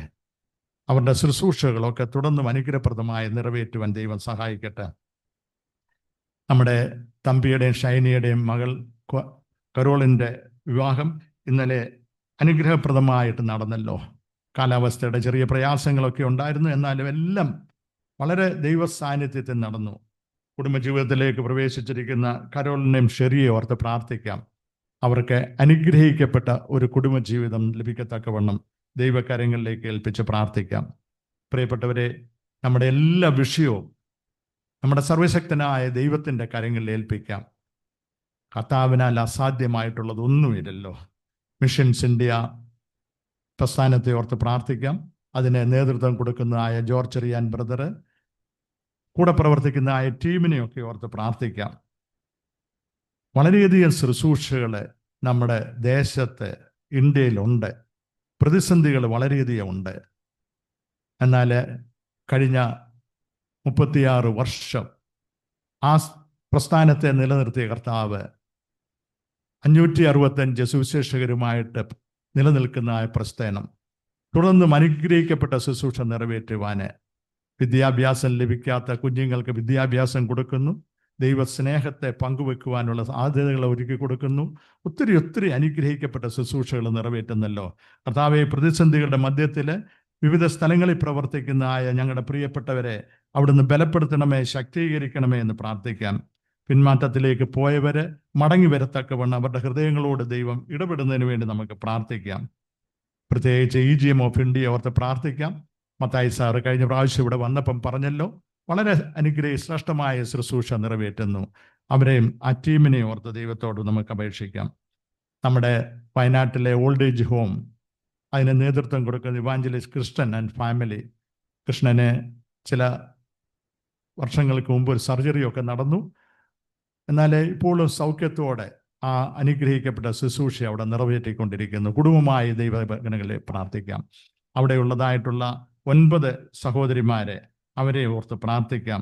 അവരുടെ ജീവിതം അനുഗ്രഹമായി തീരുന്നതിനും ആ ദേശത്ത് അവരൊരു വലിയ സാക്ഷ്യമായി അനേകരെ ദൈവത്തെങ്കിലേക്ക് ആനയിക്കുവാന് ആ പ്രസ്ഥാനം ഇടയാക്കി തീർക്കണമേ എന്ന് നമുക്ക് പ്രാർത്ഥിക്കാം. ഇതിനെല്ലാം നേതൃത്വം കൊടുക്കുന്ന BV സ്വാമിനെ ഓർത്ത് നമുക്ക് സ്തോത്രം ചെയ്യാം. നാം അധിവസിക്കുന്നതായിട്ടുള്ള ഈ രാജ്യം, പ്രിയപ്പെട്ടവരെ, എത്ര വലിയ അനുഗ്രഹങ്ങളാണ്, എത്ര വലിയ നല്ല നല്ല സാഹചര്യമാണ് നമുക്കിവിടെ ലഭിക്കുന്നത്. എന്നാൽ അതൊക്കെ ദൈവത്തിൻ്റെ കരുണ, ദൈവത്തിൻ്റെ കൃപയൊന്നും മാത്രമാണ്. എല്ലാ നല്ല ദാനങ്ങളുടെ ഉറവിടവും ഉൽപ്പത്തി സ്ഥാനവും നമ്മുടെ കർത്താവാകുന്നു. കർത്താവെ, അഹങ്കരിച്ചു പോകുവാൻ ഇടയാകരുത്. ഇങ്ങനെയുള്ള നല്ല നല്ല സാഹചര്യങ്ങൾ കിട്ടുമ്പോൾ ദൈവത്തിൽ നിന്ന് അകന്നു പോകുവാൻ ഇടയാകരുത് എന്ന് നമുക്ക് പ്രാർത്ഥിക്കാം. കൂടുതൽ താഴ്മയോടെ, വിനയത്തോടെ, ദൈവഭയത്തോടു കൂടി ജീവിക്കുവാനായിട്ട് നമ്മളെ തന്നെ സമർപ്പിച്ച് പ്രാർത്ഥിക്കാം. നമ്മളെ കൂടി വരുന്ന യൂത്ത് ഹോസ്റ്റലിനെ ഓർത്ത് സ്തോത്രം ചെയ്യാം. ഇവിടുത്തെ മാനേജ്മെൻറ്റ്, ജോലിക്കാര്, അവരിൽ നിന്നൊക്കെ ലഭിക്കുന്ന എല്ലാ സഹായ സഹകരണങ്ങളെ ഓർത്ത് സ്തോത്രം ചെയ്യാം. നമ്മുടെ കേരളത്തെ, നമ്മുടെ സംസ്ഥാനത്തെ ഓർത്ത് പ്രാർത്ഥിക്കാം. അറിയാമല്ലോ, കഴിഞ്ഞ ദിവസങ്ങളിലൊക്കെ വളരെയധികം മഴയും കാറ്റും ഉണ്ടായത് നിമിത്തം ഒത്തിരി നാശനഷ്ടങ്ങൾ, അനേകരുടെ ഭവനങ്ങൾ നഷ്ടപ്പെട്ടു, അനേകരെ മരണത്തിനിടയായി. താവേ, പ്രകൃതിയുടെ മേൽ അധികാരമുള്ള ദൈവമേ, അവിടുന്ന് ഒരു വാക്ക് കൽപ്പിച്ചാൽ അതനുസരിക്കുന്ന പ്രകൃതിയാണല്ലോ. എന്തെന്നാൽ അവിടുന്ന് സൃഷ്ടാവാകുന്നല്ലോ, ആദ്യജാതനാകുന്നല്ലോ, അങ്ങ് പ്രകൃതിയെ സൃഷ്ടിച്ച കർത്താവാകുന്നല്ലോ. അവയെ ഇപ്പോൾ ആ കാലാവസ്ഥയ്ക്കൊക്കെയും ശമനം ലഭിച്ചുകൊണ്ടിരിക്കുന്നു. തുടർന്നും കർത്താവേ, പ്രയാസമേറിയ സാഹചര്യങ്ങളൊന്നും ഉണ്ടാകാതെ ഞങ്ങളുടെ ദേശത്തെ, ഞങ്ങളുടെ സംസ്ഥാനത്തെ അവിടുന്ന് കാക്കണമേ എന്ന് നമുക്ക് പ്രാർത്ഥിക്കാം. ആ മഴയുടെയും കാറ്റിൻ്റെയും കെടുതിയിൽ അനേകർ കഷ്ടപ്പെടുന്നുണ്ട്, വീടുകൾ നഷ്ടപ്പെട്ടവരുണ്ട്. അവരുടെയൊക്കെ പുനരധിവാസവും മറ്റുള്ള കാര്യങ്ങളൊക്കെ അനുഗ്രഹപ്രദമായി നടക്കുന്നതിന് വേണ്ടി നമുക്ക് പ്രാർത്ഥിക്കാം. പ്രിയപ്പെട്ടവരെ, എല്ലാവരും പ്രാർത്ഥിച്ചുകൊണ്ടിരുന്നാട്ടെ. നമ്മളുമൊക്കെ ഈ ഒരു സാഹചര്യത്തിലാകുമ്പോൾ എന്ത് പ്രയാസമുള്ള അവസരമാണ്. അതിനാൽ നമുക്ക് പ്രാർത്ഥിക്കാം. അതിൻ്റെ മേലധികാരികൾ, ചുമതലക്കാര്, ഭരണാധികാരികളൊക്കെ വിവേകത്തോടും പരിജ്ഞാനത്തോടുകൂടി ആ കാര്യങ്ങളെ കൈകാര്യം ചെയ്യുവാൻ ദൈവത്തിൻ്റെ പരിശുദ്ധാത്മാവ് അവരെ നിയന്ത്രിക്കുന്നതിന് വേണ്ടി പ്രാർത്ഥിക്കാം. ലോക സമാധാനത്തിന് വേണ്ടി പ്രാർത്ഥിക്കാം.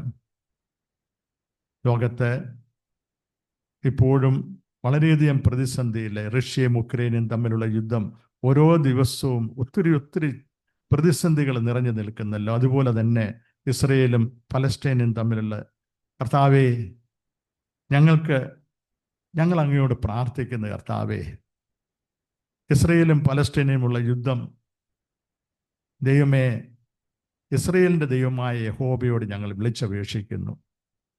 ആ ഭരണാധികാരികൾക്ക് ആവശ്യമായ ആലോചനയെ കൊടുക്കണമേ. ഇസ്രയേലിൻ്റെ രാജാക്കന്മാരെ നടത്തിയ കർത്താവേ, അങ്ങയോട് ഞങ്ങൾ അപേക്ഷിക്കുന്നു. അവിടെ സമാധാനം പുനഃസ്ഥാപിക്കത്തക്കവണ്ണം ദൈവം വഴികളെ ഒരുക്കണമേ എന്ന് നമുക്ക് പ്രാർത്ഥിക്കാം. ദൈവകരങ്ങളിലേക്ക് ഏൽപ്പിക്കാം. നമ്മുടെ പ്രിയ ബേക്കുട്ടിയെ ഓർത്ത് പ്രാർത്ഥിക്കാം. പൊന്നമ്മയെ ഓർത്ത് പ്രാർത്ഥിക്കാം. ബേക്കുട്ടിക്ക് കാലിൻ്റെ വിരലുകൾക്ക് കഴിഞ്ഞ ദിവസം തമ്പിയുടെയും ഷൈനയുടെയും മോടെ മാര്യേജിന് പോകണമെന്നൊക്കെ ആഗ്രഹം ഉണ്ടായിരുന്നു, പോകാൻ സാധിച്ചില്ല. കാലിൻ്റെ വിരലുകൾക്ക് പ്രയാസമുണ്ട്, നടക്കുവാൻ ഒരിച്ചിരി ബുദ്ധിമുട്ടുണ്ട്. പ്രാർത്ഥിക്കാം. ദൈവമേ, സൗഖ്യം കൊടുക്കണമേ. പൂർണ്ണ ആരോഗ്യത്തോടുകൂടി എല്ലാ കാര്യങ്ങളും നിർവഹിക്കാൻ ഇടയാക്കണമേ എന്ന് പ്രാർത്ഥിക്കാം. ഇന്ന് ദൈവവചനവുമായി നമ്മുടെ മധ്യേ കടന്നു വന്നിരിക്കുന്ന ജോർജി സാമിനെ ഓർത്ത് പ്രാർത്ഥിക്കാം. കഴിഞ്ഞ നാളുകളിൽ നമ്മുടെ മധ്യേ കടന്നു വന്ന് അനുഗ്രഹിക്കപ്പെട്ട ശുശ്രൂഷ നിറവേറ്റിയല്ലോ. ഈ ദേശത്ത്, ഷാർജയുടെ പ്രദേശത്ത് ക്രിസ്ത്യൻ കർത്താവിൻ്റെ ഒരു സാക്ഷ്യമായി വളരെ ശ്രേഷ്ഠമായ ശുശ്രൂഷ നിറവേറ്റിക്കൊണ്ടിരിക്കുന്ന കർത്തദാസനെ ഓർത്ത് സ്തോത്രം ചെയ്യാം. നമ്മൾക്ക് ആവശ്യമായ വചനം പകർന്നു തരത്തക്കവണ്ണം ദൈവം ഹൃദയങ്ങളോട് സംസാരിക്കത്തക്കവണ്ണം കർത്താവിൽ ആശ്രയിച്ച് ആ ശുശ്രൂഷ നിറവേറ്റാൻ പ്രിയ മകനെ നമുക്ക് ദൈവകരങ്ങളിൽ ഏൽപ്പിച്ച് പ്രാർത്ഥിക്കാം. ഇന്നത്തെ നമ്മുടെ കൂടിവരവ് ഏറ്റവും അനുഗ്രഹമായി തീരുവാൻ ദൈവം ഇടയാക്കി തീർക്കുന്നതിന് വേണ്ടി പ്രാർത്ഥിക്കാം. നമ്മുടെ എല്ലാ വിഷയവും ഒരു പ്രാവശ്യം കൂടെ ദൈവകരങ്ങളിൽ ഏൽപ്പിക്കാം. കർത്താവേ, ഞങ്ങൾ അങ്ങയുടെ സന്നദ്ധിയിൽ അനേക വിഷയങ്ങൾ സമർപ്പിച്ച് പ്രാർത്ഥിച്ചു. ഞങ്ങളുടെ പ്രിയപ്പെട്ടവർക്കൊക്കെ അവിടുന്ന് കൊടുത്ത വിടുതലിനായിട്ട് സ്തോത്രം, സൗഖ്യത്തിനായിട്ട് സ്തോത്രം. ഇനിയും ട്രീറ്റ്മെൻ്റൊക്കെയും ലഭിക്കേണ്ടതായിട്ടുള്ളവരുണ്ട്. കർത്താവെ, തിരുക്കരങ്ങളിൽ ഏൽപ്പിക്കുന്നു. കർത്താവെ, എല്ലാ കാര്യത്തിലും ദൈവം നടത്തിപ്പുണ്ടായിരിക്കണമേ. ഇന്ന് ഞങ്ങൾ കൂടി വന്നിരിക്കുന്നത് അവിടുത്തെ സന്നദ്ധിയിലായിരിക്കുന്നല്ലോ. അവിടുത്തെ സാന്നിധ്യം കൊണ്ട് നിറയ്ക്കണമേ. തുടർന്നുള്ള ആരാധനയിൽ അവിടുത്തെ സാന്നിധ്യം ഉണ്ടായിരിക്കണം. വചന ശുശ്രൂഷയിൽ ഉണ്ടായിരിക്കണമേ. ഞങ്ങളുടെ കുറവുകളോ അകൃത്യങ്ങളോ ഞങ്ങളോട് കണക്കിടാതെ, താവേ, അത് കണക്കിട്ടാൽ തിരുസന്നിധിയിൽ നിൽക്കുവാൻ ഞങ്ങൾക്ക് ഒരു യോഗ്യതയുമില്ല എന്ന് ഞങ്ങൾ സമ്മതിക്കുന്നു. ഞങ്ങളോട് കണക്കിടാതെ ദൈവമേ, ഈ പ്രാർത്ഥനാ വിഷയങ്ങൾ അവിടുന്ന് സ്വീകരിച്ച് മറുപടി നൽകണമേ എന്ന് പ്രാർത്ഥിക്കുന്നു. തുടർന്നുള്ള എല്ലാ ശുശ്രൂഷയിലും അവിടുത്തെ സാന്നിധ്യം ഉണ്ടായിരിക്കണമേ. എല്ലാം കർത്താവിൻ്റെ രക്ഷിതാവുമായ യേശു ക്രിസ്തുവിൻ്റെ നാമത്തിൽ അപേക്ഷിക്കുന്നത് കരുണയോടെ കേൾക്കുമാറാകണമേ. ആമേൻ. ഹല്ലേലൂയ. Praise the Lord. അനുഗ്രഹിക്കപ്പെട്ട ഒരു കൂടി വരുവനായി ഒരിക്കൽ കൂടി സ്തോത്രം കരയറ്റിക്കൊണ്ട് അല്പസമയം നാം ഇപ്പോൾ കർത്താവിനെ ആരാധിക്കാനായി ഒരുങ്ങുകയാണല്ലോ. ഇന്ന് ആരംഭഗാനം തന്നെ സ്തുതിയുമായി ബന്ധപ്പെട്ട ഗാനമായിരുന്നു. ഞങ്ങൾ ആരും ഇതൊന്നും കാൽക്കുലേറ്റ് ചെയ്ത് ഇവിടെ എടുക്കുന്ന പാട്ടുകളല്ല. എന്നാൽ ഇതിന്റെ മധ്യത്തില് പരിശുദ്ധാത്മാവിന്റെ വലിയൊരു കൂട്ടിയിണക്കമുണ്ട്. ഹല്ലേലൂയ. ഇന്ന് പാട്ടിലൂടെയും സങ്കീർത്തനത്തിലൂടെയും സ്തുതിക്കുന്ന ഒരു കർത്താവിനെയാണ് നാം കണ്ടത്. സ്തുതിക്ക് യോഗ്യനായ ഒരു കർത്താവിനെയാണ് നാം കണ്ടത്. 65-ാം സങ്കീർത്തനത്തിലൂടെ തന്റെ ദാസനിലൂടെ കർത്താവ് നമ്മളോട് വാസ്തവമായി സംസാരിച്ചു. സ്തുതിക്ക് യോഗ്യനായ ദൈവത്തിന്റെ മഹത്വത്തെ കുറിച്ച്. ഹല്ലേലൂയ. 65-ാം സങ്കീർത്തനം ആദ്യം ഇങ്ങനെയാ പറയുന്നത്: ദൈവമേ, സിയോനിൽ സ്തുതി നിനക്ക് യോഗ്യം, നിനക്ക് തന്നെ നേർച്ച കഴിക്കുന്നു. അതിന്റെ 3-ാമത്തെ വാക്യം ഇങ്ങനെയാ പറയുന്നത്: എന്റെ അകൃത്യങ്ങൾ എന്റെ നേരെ അതിബലമായിരിക്കുന്നു, നീയോ ഞങ്ങളുടെ അതിക്രമങ്ങൾക്ക് പരിഹാരം വരുത്തും. ഹല്ലേലൂയ. നമ്മൾ വിശ്വാസത്തോടെ കർത്താവിന്റെ പാദപീഠത്തിലേക്ക് അടുത്തു വരികയാണ്. കാരണം നിന്റെ ദാനം ഞാൻ ഒരുപാട് അനുഭവിച്ചു. ഹല്ലേലൂയ. നിന്റെ സ്നേഹം രുചിച്ചറിഞ്ഞ ദൈവമക്കളാ ഈ ഹാളിൽ ഇരിക്കുന്നത്, ഈ ശബ്ദ പരിധിക്കുള്ളിൽ ഇരിക്കുന്നത്. ഹല്ലേലൂയ. അതുകൊണ്ട് ഇതിന്റെ 4-ാമത്തെ വാക്യം ഇങ്ങനെയാ പറയുന്നത്: നിന്റെ പ്രാകാരങ്ങളിൽ പാർക്കേണ്ടതിന് നീ തിരഞ്ഞെടുത്ത് അടുപ്പിക്കുന്ന മനുഷ്യൻ ഭാഗ്യവാൻ. ഞങ്ങൾ നിന്റെ വിശുദ്ധ മന്ദിരമായ നിന്റെ ആലയത്തിലെ നന്മ കൊണ്ട് തൃപ്തരാകും. ഹല്ലേലൂയ. ഈ വർഷത്തിന്റെ 6-ാമത്തെ മാസത്തിന്റെ 1-ാമത്തെ ദിവസം നാം ഈ കഴിഞ്ഞ 5 മാസം ഒന്ന് തിരിഞ്ഞു ചിന്തിക്കുമ്പോൾ എന്തെല്ലാം നന്മകൾ ചെയ്തു. യേശു എനിക്ക് ചെയ്ത നന്മകൾ ഓർത്തിടുമ്പോൾ ഓ ഹല്ലേലൂയ, എങ്ങനെ നന്ദി പറയാതിരിക്കും? സ്നേഹമുള്ള ദൈവത്തിന്റെ മക്കളെ, ആരോഗ്യം അനുവദിക്കുന്നവര് ഹല്ലേലൂയ, അതാത് ഇരിക്കുന്ന ഇടങ്ങളിൽ എഴുന്നേറ്റ് നിന്ന് അല്പസമയം എന്റെ കർത്താവിന്റെ ആ ത്യാഗത്തെ, ആ സ്നേഹത്തെ, ആ സമർപ്പണത്തെ ഒന്ന് ഓർക്കുമോ? ഹല്ലേലൂയ. നിൻ ദാനം ഞാൻ അനുഭവിച്ചു, നിന്റെ സ്നേഹം ഞാൻ രുചിച്ചറിഞ്ഞു. ഈ ഗാനത്തിന്റെ ഈരടികൾ പാടുമ്പോൾ എന്റെ യേശു എന്തുമാത്രം നമ്മളെ സ്നേഹിച്ചു, എന്റെ യേശുവിന്റെ ദാനം എത്രമാത്രം നാം അനുഭവിച്ചു. യേശു ചെയ്ത നന്മകൾ ഓർത്തിടുമ്പോൾ എങ്ങനെ നന്ദി പറയാൻ പറ്റും? ഹല്ലേലൂയ. എന്റെ കർത്താവിന്റെ മുമ്പിൽ ഒരു തുള്ളി കണ്ണുനീർ ഒഴിക്കുമെങ്കിൽ എന്റെ യേശു നമ്മളെ മാറോട് ചേർക്കുവാൻ, നമ്മളെ സ്വാന്തനവുമായി അവൻ ഹല്ലേലൂയ നമ്മളോട് ചേർന്ന് നിൽക്കുകയാണ്. അവന്റെ വലിയ സ്വാന്തനം നമ്മളോട് ഹല്ലേലൂയ അവൻ കൽപ്പിക്കുകയാണ്. അതുകൊണ്ട് പാടാം: നിൻ ദാനം ഞാൻ അനുഭവിച്ചു, നിൻ സ്നേഹം ഞാൻ രുചിച്ചറിഞ്ഞു.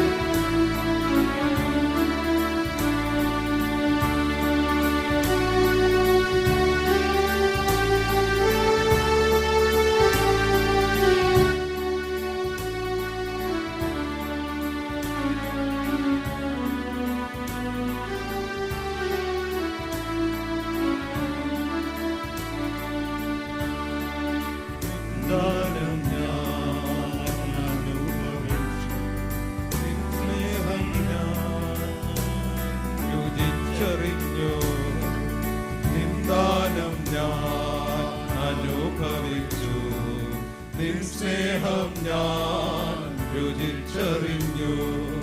യേശുവേ എൻ ദൈവമേ, നീ എന്നും മതിയായവൻ. യേശുവേ എൻ ദൈവമേ, നീ എന്നും മതിയായവൻ.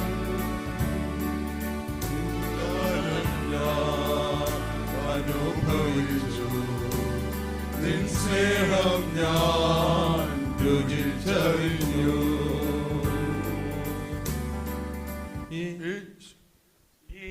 യേശുവിനു ചെയ്ത നന്മകളോടിടുമ്പോ, യേശുവിനു ചെയ്ത നന്മകളോർത്തിടുമ്പോ, നന്ദി കൊണ്ടെൻ മനം പാടിടുമേ സ്തോത്രഗാനത്തിൻ പല്ലവികൾ. നന്ദി കൊണ്ടെൻ മനം പാടിടുമേ സ്തോത്രഗാനത്തിൻ പല്ലവികൾ. യേശുവേ എൻ ദൈവമേ, നീ എന്നും മതിയായവൻ. യേശുവേ നീ എന്നും മതിയായവനാണ്. യേശുവേ നീ എന്നും മതിയായവനാണ്. എന്റെ ദൈവമേ, നീ എന്നും മതിയായവൻ നിന്ദാനം ഞാൻ അനുഭവിച്ചു നിൻ സ്നേഹം ഞാൻ രുചിച്ചറിഞ്ഞു ദൈവമേ നിന്റെ സ്നേഹം എത്ര നാൾ തള്ളി നീക്കി ദൈവമേ നിന്റെ സ്നേഹം എത്ര നാൾ തള്ളി നീക്കി അന്നു ഞാൻ അന്യനായി അനാഥന എന്നാൽ ഇന്നോ ഞാൻ ധന്യനായി അന്നു ഞാൻ അന്യനായി ആരാധന എന്നാൽ ഇന്നോ ഞാൻ ധന്യനായി യേശുവേ എൻ ദൈവമേ നീ എന്നും മതിയായവൻ യേശുവേ എൻ ദൈവമേ നീ എന്നും മതിയായവൻ നിന്ദാനം ഞാൻ അനുഭവിച്ചു നിൻ സ്നേഹം ഞാൻ രുചിച്ചറിഞ്ഞു നിത്യതയോർത്തിടുമ്പോ എൻ ഹൃദയമാനന്ദിക്കൂ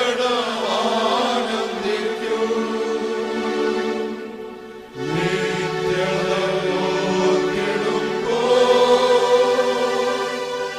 എൻ ഹൃദയമാനന്ദിക്കൂ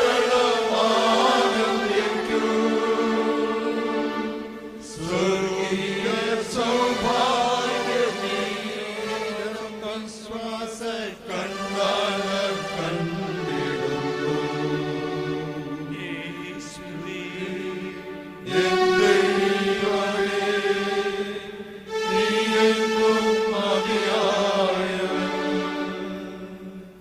യേശുവേ എൻ ദൈവമേ നീ എന്നും മതിയായവൻ നിന്ദാനം ഞാൻ അനുഭവിച്ചു നിൻ സ്നേഹം ഞാൻ രുചിച്ചറിഞ്ഞു ഹല്ലേലൂയ. യേശുവിന്റെ സ്നേഹം, ഹല്ലേലൂയ. യേശുവിന്റെ സ്നേഹം രുചിച്ചറിഞ്ഞ ദൈവത്തിന്റെ പൈതലേ, എന്റെ യേശു എനിക്ക് ചെയ്ത നന്മകൾ എത്ര വലുതാണ്. അങ്ങനെയെങ്കിൽ ഒരു ഗാനം കൂടി ഹല്ലേലൂയ നമുക്ക് പാടി കർത്താവിനെ ആരാധിക്കാം. കരങ്ങളടിച്ച് പാടി കർത്താവിനെ ആരാധിക്കാം. കാരണം ഈ 5 മാസക്കാലം, ഈ 6-ാമത്തെ മാസം 1-ാമത്തെ ദിവസം നമ്മളെ കൂട്ടിവരുത്തി രാത്രിയിലും പകലിലും ഹല്ലേലൂയ അവൻ വിശ്വസ്തനായി നമ്മളോട് കൂടെ ഇരുന്നു. ഹല്ലേലൂയ നമ്മുടെ ഭാരങ്ങളുടെ മേൽ, പ്രയാസങ്ങളുടെ മേൽ അവൻ നമ്മളോട് കൂടിരുന്നു. ഇവിടെയാണ് നമുക്ക് പറയേണ്ടത്, എന്ത് യോഗ്യത, എനിക്ക് എന്ത് യോഗ്യത, യേശുവിന്റെ ദാനമല്ലാതെ എന്താണ് എനിക്ക് യോഗ്യത എന്ന് പറയുവാൻ ഒരു വിശ്വാസിക്ക് കഴിയുമോ? രാത്രിയിലുള്ള നിന്റെ കരുതലിനും രാവിലെയുള്ള നിന്റെ വിശ്വസതയ്ക്കും എന്ത് യോഗ്യത, എന്ത് യോഗ്യത, എനിക്ക് എന്ത് യോഗ്യത. ഒരുമിച്ച് കരങ്ങളടിച്ച് പാടി കർത്താവിനെ മഹത്വപ്പെടുത്താം. രാത്രിയിലുള്ള നിന്റെ കരുതലിനും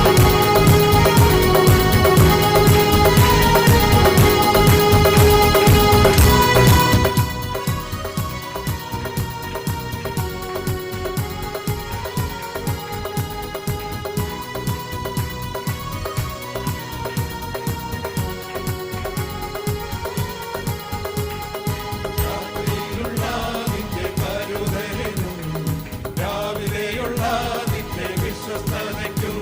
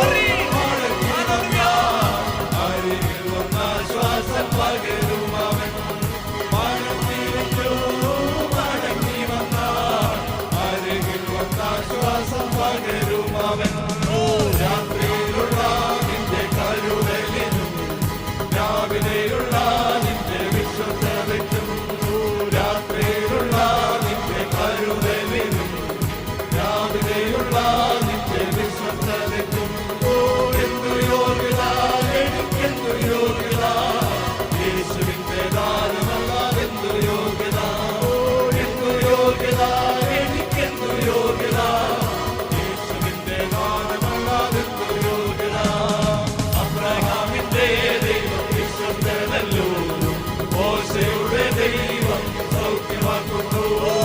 അബ്രഹാമിന്റെ ദൈവം മോശയുടെ ദൈവം സൗഖ്യമാക്കുന്നു.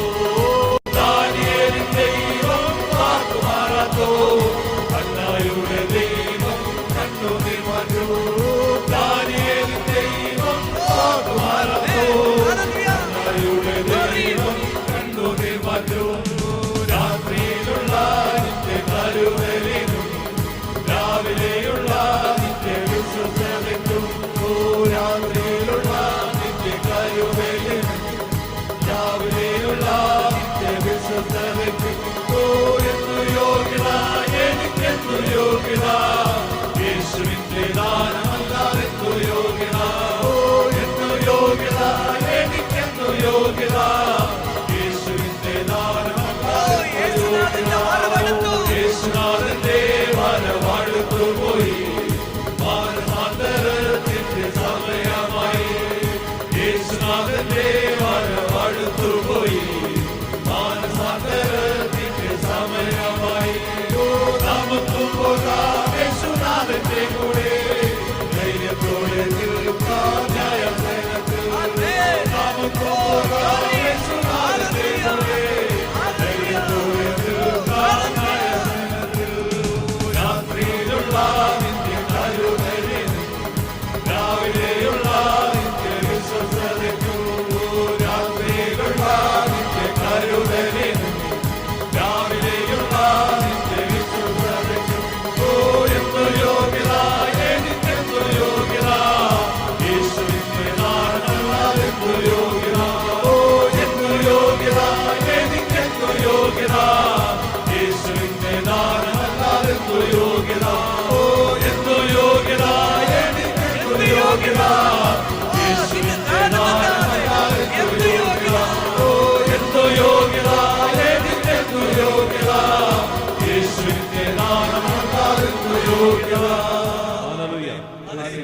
എന്ത് യോഗ്യത, എന്ത് യോഗ്യത, എന്റെ യേശുവിന്റെ ദാനമല്ലാതെ എന്ത് യോഗ്യതയാണ് നമുക്ക്. ഇങ്ങനെ വിശ്വസിക്കുന്ന ദൈവത്തിന്റെ പൈതലേ, കരങ്ങൾ ഉയർത്തി എന്റെ കർത്താവിന് 3 ഹല്ലേലൂയ പറയുമോ? ഹല്ലേലൂയ, ഹല്ലേലൂയ, ഹല്ലേലൂയ. ശാന്തമായിരുന്നാട്ടെ.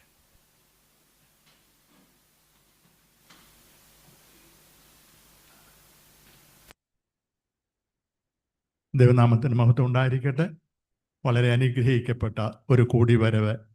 നമ്മൾ കടന്നു വന്ന നിമിഷം തൊടെ ദൈവ സാന്നിധ്യം നമ്മുടെ മധ്യ ഉണ്ടായിരുന്നല്ലോ. തുടർന്നും ആ ദൈവ സാന്നിധ്യത്തിനായിട്ട് നമുക്ക് പ്രാർത്ഥിക്കാം.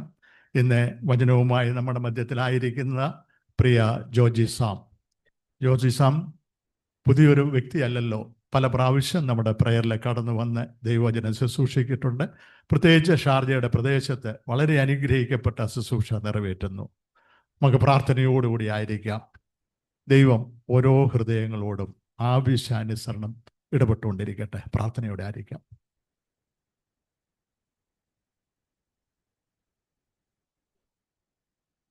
ദൈവത്തിൻ്റെ അതിപരിശുദ്ധമായ നാമം വാഴ്ത്തപ്പെടുമാറാകട്ടെ.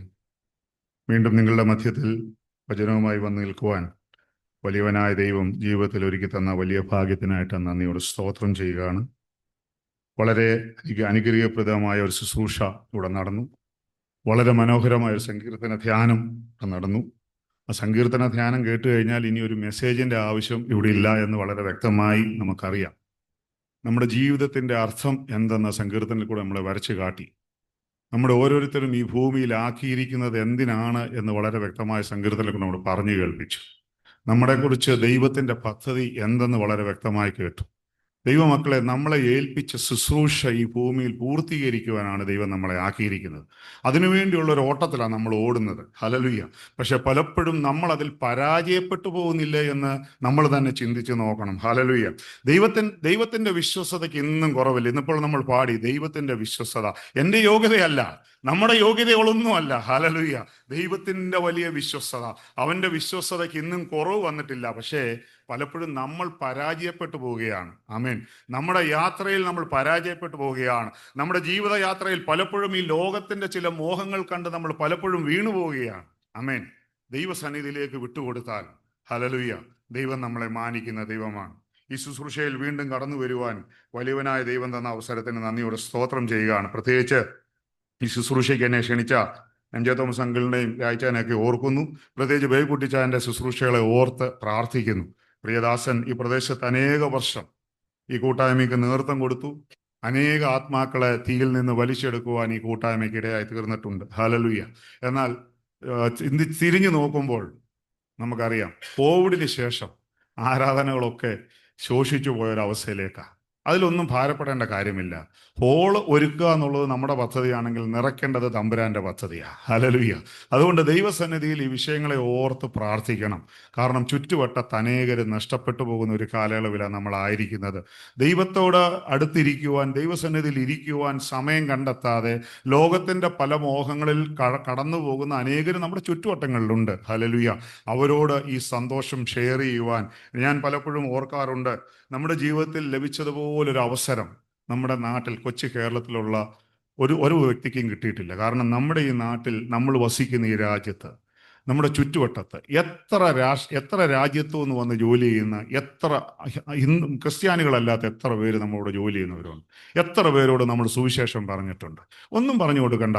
ദൈവം നിന്നെ സ്നേഹിക്കുന്നു എന്നെങ്കിലും പറയുവാൻ നമ്മുടെ നാവുകൾ ഉയരണം. നമ്മുടെ നാവുകൾക്ക് അതിനുള്ള ബലമുണ്ടാവണം, ശക്തി ഉണ്ടാവണം. ദൈവം നമ്മളെ മാനിക്കുക തന്നെ ചെയ്യും. പ്രത്യേകിച്ച് ഇന്ന് അല്പസമയത്തെ നമ്മുടെ വചന ശുശ്രൂഷയ്ക്കായിട്ട് ഉൽപ്പത്തി പുസ്തകം 5-ാം അധ്യായം അതിൻ്റെ 28 മുതൽ 29 വരെയുള്ള വാക്യങ്ങളാണ് എടുത്തിരിക്കുന്നത്. ഉൽപ്പത്തി പുസ്തകം 5-ാം അധ്യായം അതിൻ്റെ 28 മുതൽ 29 വരെയുള്ള വാക്യങ്ങൾ. അവിടെ ഇങ്ങനെ വായിക്കുന്നു: ലാമേക്കിന് 122 വയസ്സായപ്പോൾ അവൻ ഒരു മകനെ ജനിപ്പിച്ചു. യഹോവ ശപിച്ച ഭൂമിയിൽ നമ്മുടെ പ്രവൃത്തിയിലും നമ്മളുടെ കൈകളുടെ പ്രയത്നത്തിലും ഇവൻ നമ്മെ ആശ്വസിപ്പിക്കുമെന്ന് പറഞ്ഞ് അവന് നോഹ എന്ന് പേർ ഇട്ടു. ആമേൻ. നമുക്കൊരു നിമിഷം പ്രാർത്ഥിക്കാം. ഞങ്ങളെ അളവുകൂടാതെ സ്നേഹിക്കുന്ന ഞങ്ങളുടെ ദൈവമേ, നീ തന്ന ഈ പുതിയൊരു മാസത്തിനായി നന്ദിയോടെ സ്തോത്രം. ഒരു പ്രഭാതം കാണുവാൻ ഞങ്ങളുടെ ജീവിതത്തിൽ ആയുസ് നീട്ടിത്തന്ന കൃപകൾക്കായി സ്തോത്രം. കർത്താവേ, ഇന്നത്തെ ദിവസം ദൈവകരങ്ങളിലേക്ക് ഞങ്ങൾ പൂർണ്ണമായി ആശ്രയിക്കുകയാണ്. ഞങ്ങളുടെ ജീവിതത്തിൽ വേണ്ടുന്ന മന്ന വിളമ്പി തരുവാൻ നീ മതിയായ ദൈവമാണ്. നീ ഞങ്ങളോടുകൂടെ ഉണ്ട്. നിന്റെ സാന്നിധ്യം ഞങ്ങളുടെ മധ്യത്തിലുണ്ട്. നീ ഞങ്ങൾ ഇരിക്കുന്ന ഇടങ്ങളിൽ നീ ഇറങ്ങി വരുന്ന ദൈവമാകിയാൽ സ്തോത്രം. കർത്താവേ, ഇന്ന് ഞങ്ങളുടെ ഈ കൂട്ടായ്മയെ നീ അനുഗ്രഹിക്കണം. ഓൺലൈനിൽ കൂടെയും മറ്റു മാധ്യമങ്ങളിൽ കൂടെയും ഇതിൽ ശ്രവിക്കുന്ന എല്ലാവരെയും ദൈവകരങ്ങളിൽ ഏൽപ്പിച്ച് പ്രാർത്ഥിക്കുന്നു. അവരായിരിക്കുന്ന ഇടങ്ങളിൽ ദൈവകൃപ കൊണ്ട് നിറയട്ടെ, ദൈവ സാന്നിധ്യം കൊണ്ട് നിറയട്ടെ. ദൈവ പദ്ധതികൾ ഏറ്റെടുക്കുവാൻ നിന്റെ മക്കളുടെ ഹൃദയങ്ങളെ നീ ഇവിടെ നിന്ന് ഒരുക്കണമെന്ന് പ്രാർത്ഥിക്കുകയാണ്. ഹല്ലേലൂയ. കർത്താവ്, കടന്നു വന്ന ഞങ്ങളെ നീ ഒരുപോലെ അനുഗ്രഹിക്കുന്ന ദൈവമാകിയാൽ സ്തോത്രം. വചനവുമായി അടിയൻ നിന്റെ മുന്നിൽ നിൽക്കുകയാണ്. നിന്റെ ഹിതമല്ലാത്തത്, നിന്റെ പദ്ധതിയല്ലാത്തത്, നിന്റെ ഹിതത്തിന് വിപരീതമായി ഒന്നും പറയുവാൻ അടിയന്റെ നാവിനെ നീ അധികാരപ്പെടുത്തരുതേ എന്ന് പ്രാർത്ഥിക്കുന്നു. പ്രാർത്ഥന കേട്ട കൃപയ്ക്കായി സ്തോത്രം. സകലതും യേശുവിന്റെ വിലയേറിയ നാമത്തിൽ തന്നെ. ആമേൻ. നമ്മൾ വായിച്ച ഭാഗം വളരെ സുപരിചിതമായ ഭാഗമാണ്. നോഹയുടെ ജനനത്തെ പറ്റിയാണ് അവിടെ ഓർപ്പിക്കുന്നത്. നോഹ എന്ന് കേൾക്കുമ്പോൾ നമ്മളെല്ലാം ചിന്തിക്കും, നമുക്കെല്ലാം കടന്നു പോകുന്നത് എത്രയും പെട്ടെന്ന് നോഹയുടെ പെട്ടകം പണിയെ പറ്റിയാണ് നമ്മുടെ എല്ലാം മനസ്സിൽ കടന്നു വരുന്നത്. അത് നോഹയുടെ പെട്ടകം പണിയെ പറ്റി പറഞ്ഞ് നമ്മൾ ഒത്തിരി കേട്ടിട്ടുണ്ട്. ഞാൻ ചോദിച്ചോട്ടെ, ഈ ബൈബിളിൽ കേൾക്കാത്ത എന്തെങ്കിലും കാര്യങ്ങൾ നിങ്ങൾ ഇവിടെ ഇരിക്കുന്ന ആരെങ്കിലും ജീവിതത്തിലുണ്ടോ? ഹല്ലേലൂയ. ഈ ബൈബിളിൽ എഴുതിയേക്കുന്നതല്ലാതെ നമുക്ക് മറ്റൊന്നും പറയുവാനില്ല. കാരണം ഈ ബൈബിൾ കേട്ട് കേട്ട് കേട്ട് കേട്ട് എത്രയോ വചനങ്ങൾ നമ്മൾ കേൾക്കുന്നു. എത്രയോ പ്രാവശ്യം നമ്മൾ വചനം വായിച്ചു തീർത്തു. ഹല്ലേലൂയ. നമ്മുടെ ജീവിതത്തിൽ ഒരു രൂപാന്തരത്തിന്റെ അവസ്ഥ നമ്മുടെ ജീവിതത്തിലേക്ക് കടന്നു വരിക എന്നുള്ളത് വളരെ ആവശ്യമാണ്. ഹല്ലേലൂയ. പലപ്പോഴും എന്നെ ചിന്തിപ്പിക്കുന്ന ഒരു കാര്യമുണ്ട്. ദൈവം എന്തിനെന്നെ ഭൂമിയിൽ ആക്കിയിരിക്കുന്നു എന്ന് പലപ്പോഴും നമ്മൾ ചിന്തിക്കണം. ഞാൻ പലപ്പോഴും കർത്താവ്, നിനക്ക് എന്നെ കുറിച്ചുള്ള പദ്ധതി എന്താണ്? നീ എന്തിനാണ് എന്നെ ഭൂമിയിലാക്കിയിരിക്കുന്നത്? ദൈവത്തിന് നമ്മളെ ഓരോരുത്തരെയും കുറിച്ച് ഒരു പദ്ധതി ഉണ്ട് എന്ന് വളരെ വ്യക്തമായിട്ട് ഞാൻ പറയട്ടെ. അത് ദൈവസന്നിധിയിൽ ഇരുന്ന് നമ്മൾ ചോദിച്ച് മനസ്സിലാക്കേണ്ട കാര്യമാണ്. വേറൊരാൾക്ക് അത് പറഞ്ഞു തരുവാൻ സാധിക്കത്തില്ല. ദൈവത്തിന് എൻ്റെ മേലുള്ള പദ്ധതി എന്തെന്ന് ഞാൻ തന്നെ ഇരുന്ന് ചോദിക്കണം. ഞാൻ തന്നെ ദൈവസന്നിധിയിൽ ഇരുന്ന് പ്രാർത്ഥിക്കണം. ഞാൻ തന്നെ കരയണം. ദൈവം എനിക്ക് മറുപടി തരുമെന്ന് പൂർണ്ണമായി ഞാൻ വിശ്വസിക്കുകയാണ്. അതുകൊണ്ട് നിങ്ങളുടെയൊക്കെ പ്രാർത്ഥനകൾ അപ്രകാരമാവണം. ഈ ഭൂമിയിൽ ഇങ്ങനെ ജീവിതം കഴിച്ചു പോകാനല്ല തമ്പുരാന. എത്രയോ ശുശ്രൂഷകൾ നമ്മൾക്കുണ്ട്. എന്തെല്ലാം ശുശ്രൂഷകൾ ചെയ്യുവാനുണ്ട്. ഈ ശുശ്രൂഷയ്ക്ക് വേണ്ടി ഒരുക്കപ്പെടുവാൻ തമ്പുരാന്റെ കരങ്ങളിൽ നമ്മളെ ഏൽപ്പിക്കാം. ഇവിടെ ഞാൻ വായിച്ച ഭാഗത്ത് നോഹയെ പറ്റി പറയുന്നുണ്ട്. നോഹ എന്ന് പറഞ്ഞാൽ ആശ്വാസം എന്നാണ് അതിൻ്റെ അർത്ഥം എന്നാണ് പറയുന്നത്. നമ്മൾ വായിച്ച ഭാഗത്ത് ആ കുഞ്ഞിന് പേരിടുന്നതാണ്. അവൻ്റെ അപ്പനായ അപ്പനായ ലാമേക്ക് അവൻ പറയുകയാണ്, അവനൊരു മകൻ ജനിച്ചു. യഹോവ ശപിച്ച ഭൂമിയിൽ നമ്മുടെ പ്രവൃത്തിയിലും നമ്മുടെ കൈകളുടെ പ്രയത്നത്തിലും ഇവൻ നമ്മെ ആശ്വസിപ്പിക്കുമെന്ന് പറഞ്ഞ് അവന് നോഹ എന്ന് പേരിട്ടെന്നാ പറഞ്ഞു. ബൈബിൾ പഠിക്കുമ്പോൾ അനേക ഭാഗങ്ങളിൽ പലരുടെ പേരിടലിനെ പറ്റി കാണുവാൻ സാധിക്കും. വെള്ളത്തിൽ നിന്നും വലിച്ചെടുത്തു എന്ന് പറഞ്ഞ് മോശ എന്ന് പേരിട്ടിട്ടുണ്ട്. ഞാൻ അവനെ വ്യസനത്തോടെ പ്രസവിച്ചു എന്ന് പറഞ്ഞ് യബ്ബേസ് എന്ന് അവന് പേരിട്ടിട്ടുണ്ട്. ശമൂവേലിന് പേരിട്ടിട്ടുണ്ട്. ഞാൻ അവനോട് യഹോവയോട് അപേക്ഷിച്ചു വാങ്ങി എന്ന് പറഞ്ഞ് ശമൂവേലിന് പേരിട്ടിട്ടുണ്ട്. ഇന്ന് നമ്മുടെ കുഞ്ഞുങ്ങളുടെ പേരൊക്കെ വളരെ രസമാണ് അല്ലേ? നമ്മൾ ഏത് ബേസിലാണ് പേരിടുന്നത്? ഞാൻ ഇതിങ്ങനെ ചിന്തിക്കുമ്പോൾ എനിക്ക് 3 ആൺപിള്ളാരാ. മൂത്തവൻ്റെ പേര് ഷെയ്ൻ എന്ന, രണ്ടാമത്തവൻ്റെ പേര് ഷാനൻ എന്ന. മൂന്നാമത്തവൻ്റെ പേരിട്ടപ്പോൾ ഞങ്ങളൊന്ന് മാറ്റിയിട്ടെന്ന് പറഞ്ഞാൽ അന്ന് ഞാൻ ഓർക്കുന്നില്ല, എന്തോ ഒരു പേര് എൻ്റെ ഭാര്യ സജസ്റ്റ് ചെയ്തു. ഞാൻ വെച്ച് ആയിക്കോട്ടെ, മീനിങ് ഒക്കെ നോക്കും, അർത്ഥം എന്തോ നോക്കും. അങ്ങനെ ഇരിക്കുമ്പോൾ ഞാൻ ബർന്നവാസ് തിരുമേനിയാണ് കുഞ്ഞിൻ്റെ മാമോദിസയ്ക്ക് വരുന്നത്. ഞാൻ മാമോദിസയ്ക്ക് വന്നത് എന്നോട് ചോദിച്ചാൽ കുഞ്ഞിൻ്റെ പേരെന്താ? ഞാൻ പറഞ്ഞു ഇങ്ങനെ പേര് പ്ലാൻ ചെയ്ത്. മറ്റവന്മാർ 2 പേരുടെ പേര് ഞാൻ പറഞ്ഞു ഇങ്ങനെ. എടാ എന്തിനാടാ അവനെ മാത്രം ഈ പേര് മാറ്റുന്നത്? അവനും അത് തന്നെ കിടക്കട്ടെന്ന് പറഞ്ഞാൽ അവൻ്റെ പേര് ഞങ്ങൾ ഷെർവിൻ എന്നാക്കി. അന്നേരം എല്ലാം SH തുടങ്ങി. ഇന്ന് നമ്മുടെ പേരിടിയിലൊക്കെ ഇങ്ങനെ അപ്പൻ്റെ അമ്മയുടെയും പേരിൻ്റെ 2 അക്ഷരം എടുത്ത് പേരിടുക. എന്നാൽ പണ്ട് കാലത്ത് ബൈബിൾ പഠിച്ചാൽ അവർ പേരിടുന്നത് അന്നത്തെ അവരുടെ സാഹചര്യത്തിനനുസരിച്ചാണ് പേരിട്ടുകൊണ്ടിരുന്നത്. ഹല്ലേലൂയ. ഇവിടെ നമ്മൾ വായിക്കുകയാണ്, യഹോവ ശപിച്ച ഭൂമിയിൽ നമ്മുടെ പ്രവൃത്തിയിലും നമ്മുടെ കൈകളുടെ പ്രയത്നത്തിലും ഇവൻ നമ്മെ ആശ്വസിപ്പിക്കുമെന്ന് പറഞ്ഞ് നോഹ എന്ന് പേരിട്ടു. ഹല്ലേലൂയ. നോഹയുടെ ജന്മം നമുക്കറിയാം. യഹോവ ശപിച്ച ഭൂമിയിൽ നിന്ന് അവൻ്റെ അപ്പൻ തന്നെ പറയുകയാണ്. ആമേൻ. ഇന്നത്തെ കാലയളവിനോട് ഏറ്റവും അടുത്ത സമയമാണ്. ഇന്ന് നമ്മൾ വസിക്കുന്ന ഭൂമിയിൽ, നമ്മൾ വസിക്കുന്ന നമ്മുടെ കൊച്ചു കേരളം ഇന്ന് നശിച്ച് നാറാണക്കല്ലായിക്കൊണ്ടിരിക്കുക. നമ്മുടെ ഇന്ത്യ രാജ്യം നശിച്ച് നാറാണക്കല്ലായിക്കൊണ്ടിരിക്കുക. ലോകത്ത് നടക്കാത്ത അധപ്പതനം ഇതുപോലെ നടന്നൊരു കാലയളവില്ല. ഹല്ലേലൂയ. പണ്ടത്തെ കാലയളവിൽ പണ്ട് എന്തൊക്കെ തെറ്റായിരുന്നു, എന്തൊക്കെ നമ്മളെ വിലക്കിയിരുന്നു, അതൊക്കെ ഇന്ന് നമ്മുടെ കൂട്ടായ്മകളിലും നമ്മുടെ കൂടിവരവുകളിലും കടന്നു വന്നുകൊണ്ടിരിക്കുന്ന ഒരു സാഹചര്യത്തിലാണ് നമ്മളായിരിക്കുന്നത്. ഈയിടയ്ക്ക് ഒരു അപ്പൻ എന്നോട് പറയുകയുണ്ടായി. അപ്പൻ്റെ ആ പയ്യൻ്റെ, നമ്മുടെ സുഹൃത്താണ്, അവൻ്റെ മോൻ 12ാം ക്ലാസ് കഴിഞ്ഞ് ഇവിടുന്ന് നാട്ടിലേക്ക് പഠിക്കാൻ പോവുകയാണ്. അവന് ഭയങ്കര ഉത്കണ്ഠയായിരുന്നു ആദ്യ കാലയളവിൽ. ഞാൻ ഈയിടയ്ക്ക് അവനോട് സംസാരിച്ചപ്പോൾ അവൻ എന്നോട് പറഞ്ഞു, ഞാൻ മോനോട് പറഞ്ഞിട്ടുണ്ട് മദ്യപിച്ചോണം, പക്ഷെ മറ്റേ സാധനം അടിക്കാൻ പോകരുത്. എന്ത് നല്ല അപ്പൻ അല്ലേ? അപ്പൻ കൊടുക്കുന്ന ഉപദേശം ആ മോന്, മദ്യപിച്ചോ, പക്ഷെ മറ്റേ സാധനത്തിൻ്റെ പുറകെ പോകല്ലോ. ഹല്ലേലൂയ. ഇത് തെറ്റല്ല എന്ന് പഠിപ്പിക്കുന്ന ഒരു കാലയളവിലാണ് നമ്മളായിരിക്കുന്നത്. പല കൂട്ടായ്മകൾ, നമ്മൾ ഈ കാണുന്ന ആത്മാർത്ഥമായി ദൈവത്തെ ആരാധിക്കുന്ന ഒത്തിരി കൂട്ടായ്മകൾ ഇവിടെ ഉണ്ട്. എന്നാൽ പല കൂട്ടായ്മകളിൽ പോയാലും സോഷ്യൽ ഡ്രിങ്കിങ് തെറ്റല്ല. വല്ലപ്പോഴും ഒന്ന് മദ്യപിക്കുന്നത് തെറ്റാണോ? തെറ്റല്ല.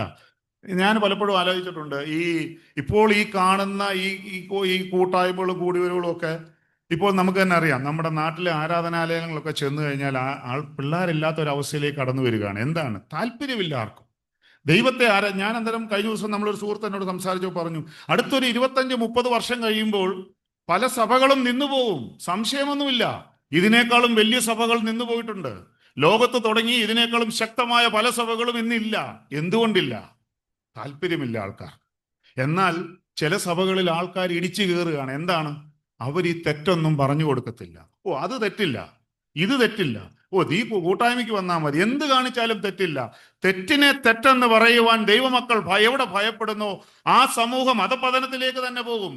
തെറ്റിനെ തെറ്റെന്ന് ചൂണ്ടിക്കാണിക്കുവാൻ കഴിയുന്നിടത്താണ് നമ്മൾ വിശ്വാസികൾ ജീവിക്കേണ്ടത്. തെറ്റാണോ തെറ്റെന്ന് പറയണം. നാളെ കൂട്ടായ്മയ്ക്ക് വരണ്ടാന്നേ, വേണ്ട, പൊക്കോട്ടെ, കുഴപ്പമില്ല. പക്ഷെ തെറ്റ് ചെയ്ത ഒരാളെ സംരക്ഷിക്കുന്നവരായിരിക്കരുത് ഒരിക്കലും ദൈവമക്കൾ. നമ്മുടെ ജീവിതം ദൈവം കാണിച്ചു തന്ന മാതൃകകൾ അങ്ങനെയാണ്. അതുകൊണ്ടാണ് ഇവിടെ പറയുന്നത് യഹോവ ശപിച്ച ഭൂമിയിൽ എന്നാ പറയുന്നത്. നമ്മുടെ നമ്മളായിരിക്കുന്ന ഇടങ്ങളിൽ നമുക്ക് കാണുവാൻ സാധിക്കും. ഈ നോഹയുടെ ജീവിതത്തെ പറ്റി പഠിക്കുമ്പോൾ അവന്റെ വല്യപ്പനെ നമുക്ക് 5-ാം അധ്യായത്തിന്റെ 21 മുതൽ 24 വാക്യങ്ങൾ കാണാം. ഹാനോക്കിനെ പറ്റി പറയുന്നുണ്ട്. ഹാനോക്ക് ദൈവത്തോടു കൂടെ നടന്നു എന്നാ പറഞ്ഞത്. ആമീൻ. അതേ 6-ാം അധ്യായം 9-ാം വാക്യത്തിൽ പറയുന്നുണ്ട് നോഹ ദൈവത്തോടു കൂടി നടന്നു എന്നാ പറഞ്ഞത്. ആമേൻ. ഇത് എവിടുന്ന് ഇവൻ പഠിച്ചു? നമ്മൾ മക്കൾക്ക് പറഞ്ഞു കൊടുക്കുന്ന പാരമ്പര്യമാണ്. അവൻ്റെ അപ്പൻ അവനോട് പറഞ്ഞിട്ടുണ്ട്, എടാ നിനക്കൊരു വല്യപ്പൻ ഉണ്ടായിരുന്നു, അവൻ ദൈവത്തോടുകൂടെ, എൻ്റെ വല്യപ്പൻ ദൈവത്തോടുകൂടെ നടന്നവനാ. ഒരു ദിവസം നടന്ന് അങ്ങനെ പോയി, പിന്നെ ആ വഴിക്ക് പോയി, പിന്നെ തിരിച്ചു വന്നിട്ടില്ല. ഹല്ലേലൂയ. ദൈവത്തോടെ നടക്കുക എന്ന് പറഞ്ഞാൽ നമ്മുടെ ജീവിതത്തിൽ രൂപാന്തരം വരിക എന്നർത്ഥം. ഹല്ലേലൂയ. നമ്മൾ ദൈവത്തോടുകൂടാണോ നടക്കുന്നത്? ഒരു വ്യക്തി ദൈവത്തോട് നടക്കുന്നെങ്കിൽ അവൻ്റെ ജീവിതം മാറും. അവൻ്റെ പ്രയോറിറ്റികൾ മാറും. അവൻ ജീവിതത്തിൽ ഇതുവരെ വലുതെന്ന് പറഞ്ഞ് കെട്ടിപ്പിടിച്ച് വെച്ചിരുന്നത് പലതും ഇല്ലാതായി മാറും. ഹല്ലേലൂയ. ദൈവത്തോട് നടക്കുന്നതിൽ പരം സന്തോഷം നമ്മുടെ ജീവിതത്തിൽ മറ്റൊന്നിനും ഉണ്ടാകുവാൻ പാടില്ല. നോഹയുടെ ജീവിതത്തിൽ അവൻ്റെ വല്യപ്പനെ പറ്റി അവൻ്റെ അപ്പനമ്മമാർ പറഞ്ഞു കൊടുത്തിട്ടുണ്ട്. അതുകൊണ്ട് അവനും തീരുമാനിച്ചു, ഞാനും ഈ ദൈവത്തെ മുറുകെ പിടിക്കും. ഹല്ലേലൂയ. അവൻ ജനിച്ച സമയം പറയാണ്, യഹോവ ശപിച്ച ഭൂമി എന്നാ പറയുന്നത്. അത്രമാത്രം മ്ലേച്ഛതകൾ നിറഞ്ഞ ഭൂമിയാണെന്ന് ഈ 6-ാം അധ്യായം വായിക്കുമ്പോൾ നമുക്ക് കാണുവാൻ സാധിക്കും. ആ ഭാഗത്തേക്ക് കടന്നുപോയാൽ പല കാര്യങ്ങൾ പറയേണ്ടതായിട്ട് വരും. ആദ്യ വാക്യങ്ങളിലൊന്നും ഞാൻ കടന്നു പോകാൻ ആഗ്രഹിക്കുന്നില്ല. അത്രമാത്രം മ്ലേച്ഛതകൾ നിറഞ്ഞ ലോകത്ത് നമുക്ക് പലപ്പോഴും എക്സ്ക്യൂസുകളാണ് പല കാര്യങ്ങൾക്കും. ഈ മ്ലേച്ഛത നിറഞ്ഞ ലോകത്ത് ജീവിക്കും. അതങ്ങനെ അല്ലെങ്കിൽ എങ്ങനെ, ഇങ്ങനെ ചെയ്തില്ലേ എങ്ങനെ, അവർ തന്നെ ഒറ്റപ്പെടുത്തത്തില്ലേ. അല്ലെങ്കിൽ ഞാൻ ഈ സെയിൽസ് ഫീൽഡിലൊക്കെ ജോലി ചെയ്യുന്ന വ്യക്തിയാണ്. ഇന്ന് പ്രത്യേകിച്ച് ഈ യുഎയുടെ പ്രദേശത്തൊക്കെ സെയിൽസിൽ ജോലി ചെയ്യുന്നവർക്കും അല്ലെങ്കിൽ ബിസിനസ് ചെയ്യുന്നവർക്കൊക്കെ അറിയാം, പിടിച്ചു നിൽക്കണമെങ്കിൽ അല്പം സംഭവങ്ങൾ കൈവിട്ട് കൊടുക്കാതെ ഒന്നും കാര്യങ്ങൾ നടക്കത്തില്ല. കാരണം ഞാൻ കൊടുത്തില്ല, വേറെ ആൾ കൊടുക്കാൻ കാണും, ഇല്ലേ? ഉണ്ട്. അത് വാങ്ങിച്ചിട്ട് ഞാൻ പലപ്പോഴും ആലോചിക്കുന്നുണ്ട്, ഇങ്ങനെയുള്ള ഇത് വാങ്ങിച്ചിട്ട് ഇത് പലപ്പോഴും നമ്മുടെ ആരാധനാലയത്തിൽ കൊണ്ടുവന്ന് സ്വോത്രാഴ്ച അല്ലെങ്കിൽ ഡൊണേഷൻ കൊടുത്താൽ ഇതിന് എത്ര മാത്രം ഇതിന്. എന്നോട് ഈ അടുത്ത് ഇടയ്ക്ക് ഒരു സുഹൃത്ത് പറഞ്ഞു, പുള്ളി ഞങ്ങളുടെ കമ്പനിയിൽ ഒരു വലിയ ബിസിനസ് ചെയ്തിട്ട് പുള്ളിക്ക് നല്ലൊരു എമൗണ്ട് നമ്മുടെ സുഹൃത്ത് കമ്മീഷൻ കൊടുത്താ. പുള്ളി നാട്ടിൽ പോയിട്ട് അമ്പലത്തിൽ, പുള്ളി ഹിന്ദുവാണ്, അമ്പലത്തിൽ പോയിട്ട് ആ വർഷത്തെ ഉത്സവം പുള്ളി അങ്ങ് സ്പോൺസർ ചെയ്യും. ഞാൻ എൻ്റെ കൂട്ടുകാരൻ വന്നത്, എടാ നിൻ്റെ ഇത്ര ലക്ഷം വാങ്ങിച്ചിട്ട് പിന്നെ 5 ലക്ഷം അവിടെ ദൈവത്തിന് കൊടുക്കുന്നതിന് വല്ല തെറ്റുണ്ടോ? ഇതിലൊക്കെ ദൈവം പ്രസാദിക്കും. ഇങ്ങനെയുള്ള കാര്യങ്ങൾ ദൈവം പ്രസാദിക്കൂ. ഇന്ന് പലയിടങ്ങളിലും ഇങ്ങനെയുള്ള കാര്യങ്ങളാണ്. നമ്മൾ നമ്മുടെ കുഞ്ഞുങ്ങൾക്ക് നല്ല വഴികൾ പറഞ്ഞു കൊടുക്കുവാൻ കഴിയുന്നവരായി തീരണം. നമ്മൾക്ക് പറഞ്ഞു കൊടുക്കേണ്ട പാരമ്പര്യം നമ്മുടെ കുടുംബ പാരമ്പര്യമല്ല, ഈ ദൈവത്തെ കാണിച്ചു കൊടുക്കുവാൻ കഴിയണം. ഇപ്പോൾ ഇവിടെ 12ാം ക്ലാസ്സിൽ വിദ്യാഭ്യാസം കഴിഞ്ഞ് പല സ്ഥലങ്ങളിലേക്ക് പഠിക്കാൻ പോകുന്ന കുഞ്ഞുങ്ങളുണ്ട്. അവർക്ക് എന്താണ് പറഞ്ഞു കൊടുക്കേണ്ടത്? കണ്ണുനീരോടെ പ്രാർത്ഥിക്കുന്ന മാതാപിതാക്കളാണോ? നിങ്ങളുടെ കുഞ്ഞുങ്ങൾ ഏത് പ്രദേശത്ത് എവിടെ പോയാലും തമ്പുരാൻ അവരെ കാക്കും. അത് തമ്പുരാന്റെ ഗ്യാരണ്ടിയാണ്. നിങ്ങൾക്ക് അറിഞ്ഞിട്ടുണ്ടോ നിങ്ങളുടെ കണ്ണുനീരിന് പ്രതിഫലം നിങ്ങളുടെ മക്കൾക്ക് കൊടുത്തിരിക്കും. അതുകൊണ്ട് ഈ കുഞ്ഞുങ്ങളെ ഓർത്ത് പ്രാർത്ഥിക്കുവാൻ ദൈവം നമ്മളെ ഇടയാക്കണം. അതുകൊണ്ട് മ്ലേച്ഛത നിറഞ്ഞ ലോകത്ത് നമ്മൾ ജീവിക്കുമ്പോൾ നമ്മൾ ഒരിക്കലും അതിനോട് അനുരൂപപ്പെട്ട് ജീവിക്കുവാനല്ല ദൈവം നമ്മളെ വിളിച്ചിരിക്കുന്നത്. നമ്മൾ അതിനോട് ഒരിക്കലും അനുരൂപപ്പെട്ട് ജീവിക്കുവാൻ വേണ്ടിയല്ല ദൈവം നമ്മളെ ആക്കിയിരിക്കുന്നത്. ദൈവവചനപ്രകാരം, ദൈവഹിതപ്രകാരം, ദൈവ പദ്ധതി പ്രകാരം ജീവിക്കുവാൻ ദൈവം നമ്മളെ ഇടയാക്കണം. അപ്രകാരം ഒരു ജീവിതമാണ് ദൈവം നമ്മളിൽ നിന്നും ആഗ്രഹിക്കുന്നത്. ഉൽപ്പത്തി 6-ന്റെ 9-ാം വാക്യത്തിൽ ഇങ്ങനെ പറയുന്നു, നോഹയുടെ വംശപാരമ്പര്യം എന്നാൽ നോഹ നീതിമാനും തൻ്റെ തലമുറയെ നിഷ്കളങ്കനുമായിരുന്നു, നോഹ ദൈവത്തോടുകൂടെ നടന്നു എന്നാണ് പറയുന്നത്. അവിടെ പറയുകയാണ്, നോഹ നീതിമാനായിരുന്നു, തൻ്റെ തലമുറയിൽ നിഷ്കളങ്കനായിരുന്നു, അവൻ ദൈവത്തോടുകൂടെ നടന്നു എന്നാണ് പറഞ്ഞത്. നീതിമാനായി ഈ ഭൂമിയിൽ ജീവിക്കുവാൻ വിളിച്ചവരാണ് നമ്മൾ ഓരോരുത്തരും. നമ്മൾ ദൈവത്തോടുകൂടെ നടക്കുവാൻ ആഗ്രഹിക്കുന്നവരാണ്. ഹല്ലേലൂയ. പലപ്പോഴും നമ്മൾ ദൈവത്തോടുകൂടെ നടക്കുവാൻ ആഗ്രഹിക്കുന്നുണ്ടെങ്കിലും നമുക്കത് സാധിക്കുന്നില്ല. എന്താണെന്നറിയാമോ? നമ്മൾ ഈ ലോകത്തിന്റെ പല കാര്യങ്ങൾ വരുമ്പോൾ ദൈവത്തെ സൈഡാക്കി വെക്കുന്നവരാണ് പലപ്പോഴും നമ്മൾ. ഹല്ലേലൂയ. നമുക്ക് കൂട്ടായ്മകളുണ്ട്, ആരാധനകളുണ്ട്, എല്ലാം ഉണ്ട്. നമ്മൾ പലപ്പോഴും പലരെയും ഞാൻ കണ്ടിട്ടുണ്ട്, ഞായറാഴ്ച ഭക്തന്മാരെന്ന് പറയും. ഇപ്പോഴും ഇവിടെ ഞായറാഴ്ച ആയതുകൊണ്ട് ഞായറാഴ്ച എന്ന് തന്നെ പറയാം. പള്ളിയിലൊക്കെ ഭയങ്കര ആക്റ്റീവാണ്, എല്ലാ കാര്യങ്ങൾക്കും ഉണ്ട്. പക്ഷേ പുറത്തിറങ്ങിക്കഴിഞ്ഞാൽ പല ആൾക്കാരെ ഞാൻ കണ്ടിട്ടുണ്ട്, പള്ളി കഴിഞ്ഞ് പുറത്തിറങ്ങിയിട്ട് അവരുടെ വായിൽ വരുന്ന വാക്ക് കേട്ടാൽ അന്നേരം നമുക്ക് മനസ്സിലാവും, അവരുടെ സംസാരം കേട്ടാൽ മനസ്സിലാവും.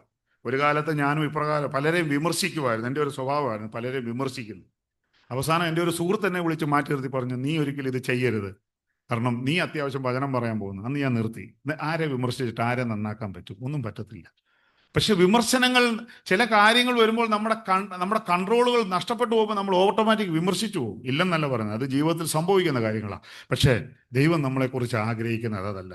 നമ്മൾ ഈ ഒരു കാലയളവിൽ നമ്മൾ നോക്കിയാൽ ദൈവത്തോടുകൂടെ നടക്കണമെന്ന് ആഗ്രഹിച്ചാൽ നമുക്ക് പലപ്പോഴും സാധിക്കാതെ പോകുന്ന ഒരു കാലയളവിലാണ് നമ്മളായിരിക്കുന്നത്. ഇന്ന് പലപ്പോഴും മനുഷ്യർ സ്വസ്നേഹികളും ലോകത്തിലെ എല്ലാ മ്ലേച്ഛതകളും പിടിച്ചു നടക്കുന്നവരാണ് ഇന്ന് അനേകരും. ഞാൻ ഷാർജ പള്ളിയിലൊക്കെ ആരെങ്കിലുമൊക്കെ കാണും. ഞാൻ ഷാർജ പള്ളിയിലെ ഒരു മെമ്പറാണ്. ഞാൻ എന്ന പള്ളിയിലൊന്നും വലിയ ആക്റ്റീവോ കാര്യങ്ങളോ ഒന്നും അല്ല. കൂട്ടായ്മകളിലൊക്കെ പോകുമെന്നല്ലാതെ അതിൻ്റെ അപ്പുറത്തോട്ട് എനിക്കില്ല. കാരണം എൻ്റെ ഒരു പോളിസി നേരെ തിരിച്ചാണ്. കാരണം ഞാൻ ചിന്തിക്കുന്നത്, അങ്ങനെ പള്ളിയിൽ ആക്റ്റീവ് ആരോ മോശമായിട്ട് പറയുകയല്ല, പലപ്പോഴും ഈ പള്ളികളിൽ നടക്കുന്ന പല കാര്യങ്ങളും നമ്മൾ പോയിരുന്ന എതിർക്കേണ്ടതായിട്ട് വരും. പല കാര്യങ്ങളും എൻ്റെ ഫാദർ തിട്ടമേപ്പള്ളിയിലെ മെമ്പർ, ഞങ്ങൾ തിട്ടമേപ്പള്ളിക്കാർ. എൻ്റെ ഫാദറിന് ഞങ്ങളുടെ പള്ളിയിലെ പല കാര്യങ്ങളും ഭയങ്കര ദേഷ്യമാണ്. പപ്പ അതുകൊണ്ട് പല കാര്യങ്ങൾക്ക് സഹകരിക്കത്തില്ല. ഞാൻ പപ്പയോട് പറയും, പപ്പായ്ക്ക് വേറെ ജോലിയില്ല, പപ്പ പോണ്ടാന്നേ, വിട്ടേരെ. കാരണം ഇത് പറയാൻ കാര്യം, പല ആചാരങ്ങളും നമ്മുടെ പള്ളികളുടെ ഉള്ളിലേക്ക് നമ്മൾ വിളിച്ചു കയറ്റിക്കൊണ്ടിരിക്കുക ഇല്ലേ? ഇവിടെ ഞാൻ വന്ന കാലം മുതൽ കാണുന്നതാണ് ഓണാഘോഷം പള്ളിക്കുള്ളിൽ. എന്തിനാ ഞാൻ ചോദിച്ചു, നമ്മുടെ ഒരു ആഘോഷം ക്രിസ്മസ്, എന്താ നിങ്ങൾ ക്രിസ്മസ് ആഘോഷിക്കാത്തേ? ഓണാഘോഷത്തിന്റെ കാരണം എന്താണ്? നമ്മുടെ പള്ളിക്കുള്ളിൽ അതിനെന്താണ് പ്രയോറിറ്റി ഉള്ളത്? ഇല്ല.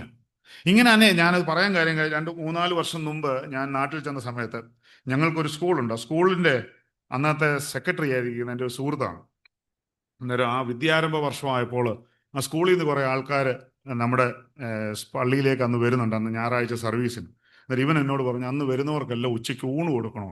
ഞാൻ അവനോട് പറഞ്ഞു, മോനെ നീ ഈ വർഷം ഊണ് കൊടുത്താൽ അടുത്ത വർഷം സെക്രട്ടറി ആവുന്നവൻ ബിരിയാണി കൊടുക്കും, അതിൻ്റെ അടുത്ത വർഷം വരുന്നവൻ ബുഫേ കൊടുക്കും. ഇത് നിന്ന് പോകത്തില്ല, ഇത് കൂടി വരത്തുള്ളൂ, ചെയ്യണ്ട. അവൻ പറഞ്ഞില്ല, അത് അങ്ങനല്ല അങ്ങനെയാന്നൊക്കെ പറഞ്ഞ് അവൻ കൊടുത്തു. അതിനുശേഷം ക്രമേണ ഇപ്പം 3-4-5 വർഷമായിട്ട് അതായത് വിദ്യാരംഭ ദിവസം കഴിഞ്ഞാൽ പള്ളിയിൽ ഉച്ചയ്ക്ക് ഊണുണ്ട്. ഇത് എവിടെ നിന്ന് വന്ന ആചാരങ്ങളാണ്? ഇങ്ങനെ ഓരോ ആചാരങ്ങൾ നമ്മുടെ ഇടവുകളിലും പള്ളികളിലും കടന്നു വന്നുകൊണ്ടിരിക്കുകയാണ്. നമ്മൾ ലോകത്തിൽ ജീവിക്കുമ്പോൾ ഞാൻ പലപ്പോഴും ആലോചിക്കാറുണ്ട്, ഈ ലോകത്തിൽ എത്രയോ ആൾക്കാരുണ്ട് ഒരു നേരത്തെ ഭക്ഷണമില്ലാതെ കഷ്ടപ്പെടുന്ന എത്രയോ ആൾക്കാർ. അവരെ ഒരു കൈ നീട്ടി സഹായിക്കാൻ കഴിയാതെ നിങ്ങൾ പള്ളിക്കുള്ളിൽ എന്ത് ഭക്ഷണം വിളമ്പിയാലും, നിങ്ങൾ എന്ത് കോക്കാമ്പി കാണിച്ചാലും ഈ ദൈവം ഇതിനെ ഒന്നും മാനിക്കത്തില്ല എന്ന് വളരെ ധൈര്യത്തോടെ പറയുവാൻ സാധിക്കും. ഇതൊക്കെ ദൈവപ്രവൃത്തിയാണെന്ന് കരുതുന്ന അനേകരുണ്ട്. ഞാൻ ഇങ്ങനെയുള്ള കാര്യങ്ങൾ നമ്മൾ എതിർക്കാൻ പോയാൽ അതിനെ സപ്പോർട്ട് ചെയ്യുന്ന ആൾക്കാരാണ് മജോറിറ്റി ആൾക്കാരും. പള്ളിയിൽ എല്ലാവർക്കും അതിനോടാ താല്പര്യം. അധികം നാളൊന്നും വരത്തില്ല പള്ളിയിൽ. ഇപ്പൊ ആരാധനാ ശീലങ്ങളൊക്കെ മാറാനുള്ള ചാൻസും അധിക സമയമൊന്നും വരത്തില്ല. ഈ 2.5 മണിക്കൂറൊക്കെ ആര് പോയി ഇന്ന് ആരാധിക്കാൻ? ആർക്കാ സമയം? ഇല്ലെന്ന് മാറും, നോക്കൂ. ഇതൊക്കെ അധികം നാളുണ്ടാവത്തില്ല. എല്ലാത്തിനും ഒരു അന്തമുണ്ട്. തമ്പുരാന്റെ വരവ് അടുത്തിരിക്കുന്നു എന്നുള്ള തെളിവുകളായി ഭൂമി ലോകത്ത് കാണുന്നതെല്ലാം. തമ്പുരാന്റെ വരവ് ഏറ്റവും അടുത്തിരിക്കുന്ന ഒരു കാലയളവ് നമ്മളായിരിക്കുന്നത്. അതുകൊണ്ട് ഈ കാലയളവ് പോലെ മനുഷ്യർ സൊസൈറ്റികളും സ്വന്തം താല്പര്യങ്ങൾക്ക് വേണ്ടി പ്രവർത്തിക്കുന്നവരായി തീരുന്നുണ്ട്. അതുകൊണ്ട് നമ്മൾ ദൈവമക്കൾ എപ്രകാരം ജീവിക്കണമെന്ന് നോഹയുടെ ജീവിതം നമ്മളെ പഠിപ്പിക്കുകയാണ്. ബൈബിളിൽ വളരെ വ്യക്തമായി ജോബിനെ പറ്റി പറഞ്ഞു. ഹല്ലേലൂയ. എനിക്ക് വളരെ ഇഷ്ടമുള്ള ഒരു വ്യക്തിയാണ്. ആമേൻ. അദ്ദേഹം ജോബിന്റെ പുസ്തകം 1-ാം അധ്യായം വായിക്കുമ്പോൾ നമുക്കവിടെ കാണുവാൻ സാധിക്കും, തൻ്റെ മക്കൾക്ക് വേണ്ടി അദ്ദേഹം പ്രാർത്ഥിക്കുന്നു. ഹല്ലേലൂയ. മക്കൾ തെറ്റിപ്പോയിട്ടല്ല, തെറ്റിപ്പോയി കാണും എന്ന് ധരിച്ച. ഹല്ലേലൂയ. നമ്മൾ അങ്ങനെ പ്രാർത്ഥിക്കുവാൻ കഴിയുന്നവരായി തീരണം. ഇതുപോലെ ബൈബിളിൽ കർത്താവ് അല്ലാതെ വേറെ ഇതുപോലെ കഷ്ടം അനുഭവിച്ച ഒരു വ്യക്തി ബൈബിളിൽ വേറെ ഇല്ല. ആമേൻ. എത്ര പ്രതിസന്ധിയാ ചുറ്റുപടിച്ചത്. തമ്പുരാൻ അനുവദിച്ചിട്ടാണ് അവന്റെ ജീവിതത്തിൽ ഈ പ്രതിസന്ധികളെല്ലാം കടന്നു വന്നത്. എന്നാൽ തമ്പുരാൻ അവന്റെ മേലൊരു ഉറപ്പുണ്ടായിരുന്നു. എന്താണ്? ഇവൻ ഒരിക്കലും എന്നെ തള്ളിപ്പറയത്തില്ല. അതിൽ തമ്പുരാൻ വിജയിച്ചു. ഹല്ലേലൂയ. ജോബിന്റെ ജീവിതം നമ്മളെ പഠിപ്പിക്കുന്ന എന്താണ്? നമ്മുടെ തലമുറകളെ ഓർത്ത് പ്രാർത്ഥിക്കുവാൻ. ഹല്ലേലൂയ. തെറ്റിപ്പോയിട്ട് കരഞ്ഞിട്ട് കാര്യമില്ല. തെറ്റിപ്പോയിട്ട് കരയുന്ന അനേകം മാതാപിതാക്കളെ നമ്മൾ കാണുന്നുണ്ട്. തലമുറകൾ നഷ്ടപ്പെട്ടു പോയിട്ട് കരയുന്ന അനേകം മാതാപിതാക്കളെ കാണുന്നുണ്ട്. എന്നാൽ ഇങ്ങനെ ഒരു അവസരം, അനേക അവസരങ്ങൾ ഈ പട്ടണത്തിൽ ഉണ്ടായപ്പോൾ, ഇവിടുന്ന് ഇങ്ങനൊരു അവസരം ഉണ്ടായപ്പോൾ കുഞ്ഞുങ്ങളെ ഇതിന്റെ മധ്യത്തിൽ കൊണ്ടിരുത്തി ദൈവവചനം കേൾപ്പിച്ച് പ്രാർത്ഥനയിൽ വളർത്തിയാൽ നിന്റെ മക്കളെ ഓർത്ത് ഒരിക്കലും കരയേണ്ട ഒരവസ്ഥ നിങ്ങളുടെ ജീവിതത്തിൽ ഉണ്ടാവത്തില്ല. തമ്പുരാൻ അതിന് അവസരം ഉണ്ടാക്കത്തില്ല. ഹല്ലേലൂയ. അതുകൊണ്ട് കുഞ്ഞുങ്ങളെ നമ്മൾ സമയമുള്ളപ്പോഴൊക്കെ കൂട്ടായ്മയ്ക്ക് കൊണ്ടുപോകണം. കുഞ്ഞുങ്ങളെ പരീക്ഷയൊക്കെ നടക്കും, പരീക്ഷ നടന്നോട്ടെന്നേ, പരീക്ഷ അതിൻ്റെ വഴിക്ക് നടന്നോട്ടെ. പരീക്ഷ കഴിഞ്ഞിട്ടൊരു ജീവിതം നമുക്കില്ല. അതുകൊണ്ട് പരീക്ഷയേക്കാൾ ഉപരി, അവരുടെ ഉപരിപഠനത്തെക്കാൾ ഉപരി ഈ ദൈവത്തെ അവർക്ക് കൊടുക്കുന്നതാണ് അവരുടെ ജീവിതത്തിലെ ഏറ്റവും വലിയ അനുഗ്രഹം. ഈ ബൈബിൾ ഈ ബൈബിൾ നമ്മുടെ മക്കളെടുത്ത് ദൈവവേല ചെയ്യുന്നത് കാണുന്നതിൽ പരം ഒരു ഭാഗ്യം ജീവിതത്തിൽ വേറൊന്നുമില്ല. കുഞ്ഞുങ്ങളെ ഓർത്ത് അങ്ങനെ പ്രാർത്ഥിക്കണം. അവരെന്ത് പദവിയിലും പൊക്കോട്ടെ, ഏത് പൊസിഷനിലും പൊക്കോട്ടെ, പക്ഷെ ദൈവത്തിന് വേണ്ടി നിൽക്കുന്നവരായി കാണുവാൻ ദൈവമേ ഇടയാക്കണമെന്ന് നമുക്ക് പ്രാർത്ഥിക്കാം. ഞാൻ ജോബിന്റെ ജീവിതത്തിൽ നമുക്ക് ഒത്തിരി കഷ്ടങ്ങളൊക്കെ അനുഭവിച്ച ഒരു വ്യക്തിയായിട്ട് ഞാൻ പറഞ്ഞു. ഉൽപ്പത്തി 6 മനുഷ്യന്റെ വഷളത്വം പെരുകി ഈ ഭൂമിയിൽ നടക്കുന്നതിനെ പറ്റി വളരെ വ്യക്തമായി 6-ാം അധ്യായം ആദ്യം മുതൽ ഇങ്ങോട്ട് വായിക്കുന്നുണ്ട്. അതിന്റെ 6-ാം അധ്യായം 5, 6, 7 വാക്യങ്ങൾ വായിക്കുമ്പോൾ ഇങ്ങനെ വായിക്കുന്നു: ഭൂമിയിൽ മനുഷ്യന്റെ ദുഷ്ടത വലുതെന്നും അവന്റെ ഹൃദയവിചാരങ്ങളുടെ നിരൂപണമൊക്കെയും എല്ലായ്പ്പോഴും ദോഷമുള്ളത് എത്രയെന്നും യഹോവ കണ്ടു. താൻ ഭൂമിയിൽ മനുഷ്യനെ ഉണ്ടാക്കിയതുകൊണ്ട് യഹോവ അനുതപിച്ചു. അത് അവന്റെ ഹൃദയത്തിന് ദുഃഖമായി. ഞാൻ സൃഷ്ടിച്ചിട്ടുള്ള മനുഷ്യനെ ഭൂമിയിൽ നശിപ്പിച്ചു കളയും. മനുഷ്യനെയും മൃഗത്തെയും ഇഴജാതിയെയും ആകാശത്തിലെ പക്ഷികളെയും തന്നെ അവയെ ഉണ്ടാക്കുകൊണ്ട് ഞാൻ അനുദമിക്കുന്നു എന്ന് യഹോവ അരുളി ചെയ്തു. എന്നാൽ നോഹയ്ക്ക് യഹോവയുടെ കൃപ ലഭിച്ചു. ആമേൻ. വളരെ ഇമ്പോർട്ടൻ്റ് ആണ്. നോഹയ്ക്ക് യഹോവയുടെ കൃപ ലഭിച്ചു. ആമേൻ. ഭൂമിയിൽ മനുഷ്യനെ ഉണ്ടാക്കിയതുകൊണ്ട് യഹോവ അനുദപിക്കുന്നു. ആലോചിച്ച് നോക്കി. തൻ്റെ സ്വരൂപത്തിൽ തൻ്റെ സൃഷ്ടിയിൽ ഉണ്ടാക്കിയതാ. ഇനി മനുഷ്യനൊരു പ്രത്യേകതയുണ്ട്. എന്താ? മറ്റ് ജീവജാലങ്ങളെ പോലെയല്ല മനുഷ്യനെ ദൈവം സൃഷ്ടിച്ചത്. മറ്റ് ജീവജാലങ്ങൾ ഉണ്ടാകട്ടെ എന്ന് പറഞ്ഞ് ഉണ്ടായെങ്കിൽ മനുഷ്യന്റെ മൂക്കിൽ ഡയറക്റ്റ് ജീവശ്വാസം ഓതിയ ഒരു ദൈവമുണ്ട്. ഹല്ലേലൂയ. നമ്മുടെ ജീവിതത്തിൽ ഈ ഓടുന്ന ജീവശ്വാസം അവൻ നമ്മുടെ മൂക്കിൽ ഊതിയ ജീവശ്വാസമാണ്. അത്രമാത്രം സ്നേഹിച്ച മനുഷ്യനെ ഉണ്ടാക്കിയിട്ട് ദൈവം പറയുകയാണ്, ഞാൻ മനുഷ്യനെ ഉണ്ടാക്കിയതുകൊണ്ട് അനുദപിക്കുന്നു. ഹല്ലേലൂയ. ഒന്ന് ആലോചിച്ചു. നമ്മുടെ മാതാപിതാക്കൾ നമ്മളെ ഓർത്ത് കരയുന്നതൊന്ന് ആലോചിച്ചു. നമ്മളെ സഹിക്കുമോ? നമുക്ക് സഹിക്കാൻ പറ്റുമോ? നമ്മുടെ അവരാഗ്രഹിക്കുന്ന രീതിയിൽ നമ്മൾ ആയില്ലെങ്കിൽ, അല്ലെങ്കിൽ അവരെ വേദനിപ്പിക്കുന്ന രീതിയിൽ നമ്മൾ പ്രവർത്തിച്ചു കഴിഞ്ഞാൽ, അവരുടെ കണ്ണുനീര് വീണാൽ, നമ്മളൊന്ന് ആലോചിച്ച് നോക്കിയേ, നമ്മുടെ ജീവിതത്തിൽ എന്ത് പ്രയാസം ഉണ്ടാവും. ഇത്രമാത്രം സ്നേഹിച്ച് സ്വന്തം സ്വരൂപത്തിൽ ഉണ്ടാക്കിയ മനുഷ്യനെ ഉണ്ടാക്കിയതുകൊണ്ട് ദൈവം പറയുകയാണ്, ഞാൻ അവനെ ഉണ്ടാക്കിയതുകൊണ്ട് അവൻ അനുദപിക്കുന്നു. ഹല്ലേലൂയ. ഇതിപ്പരം എന്താണ് നമ്മുടെ ജീവിതത്തിൽ പറയുവാനുള്ളത് കർത്താവേ? അതുകൊണ്ട് എന്നാൽ അവിടെ അവസാനം പറയുകയാണ്, എന്നാൽ നോഹയ്ക്ക് ദൈവത്തിന്റെ കൃപ ലഭിച്ചു. ദൈവമക്കളെ, നമ്മൾ ആയിരിക്കുന്നത് ദൈവകൃപയല്ല. ഹല്ലേലൂയ. നമ്മൾ ചില കാര്യങ്ങളൊക്കെ ചെയ്തിട്ട് ദൈവത്തെ അങ്ങ് സൂഹിപ്പിച്ചു പോകാന്നാ വിചാരിക്കുന്നത്. നടക്കത്തില്ല. നമ്മുടെ ജീവിതം കൊണ്ടൊന്നും ദൈവത്തെ പ്രസാദിപ്പിക്കാൻ കഴിയുന്നത് എങ്ങനെയാണെന്ന് പറഞ്ഞു. സ്തുതിയുള്ള ജീവിതമായിരിക്കണം നമ്മുടെ ജീവിതം. ആരാധനയുള്ള ജീവിതമായിരിക്കണം നമ്മുടെ ജീവിതം. ദൈവവുമായിട്ടുള്ള ഒരു ബന്ധത്തിലായിരിക്കണം ജീവിക്കുന്നത്. അപ്രകാരം ഒരു ജീവിതം ഉണ്ടെങ്കിലും ദൈവത്തിന്റെ ഒരു കൃപ നമുക്കുണ്ടാവണം. ഇന്ന് ഈ ഭൂമിയിൽ ഈ നിമിഷം വരെ നമ്മളെ നിർത്തിയത് ദൈവത്തിന്റെ കൃപയാണ്. സ്വന്തം എടുക്കല്ല. സ്വന്തം എടുക്കിൽ ആശ്രയിച്ചവരൊക്കെ പരാജയപ്പെട്ടു പോയിട്ടുണ്ട്. അതുകൊണ്ട് ദൈവത്തിന്റെ കൃപയാണ് നമ്മളെ ഈ ഭൂമിയിൽ നിർത്തിയിരിക്കുന്നത്.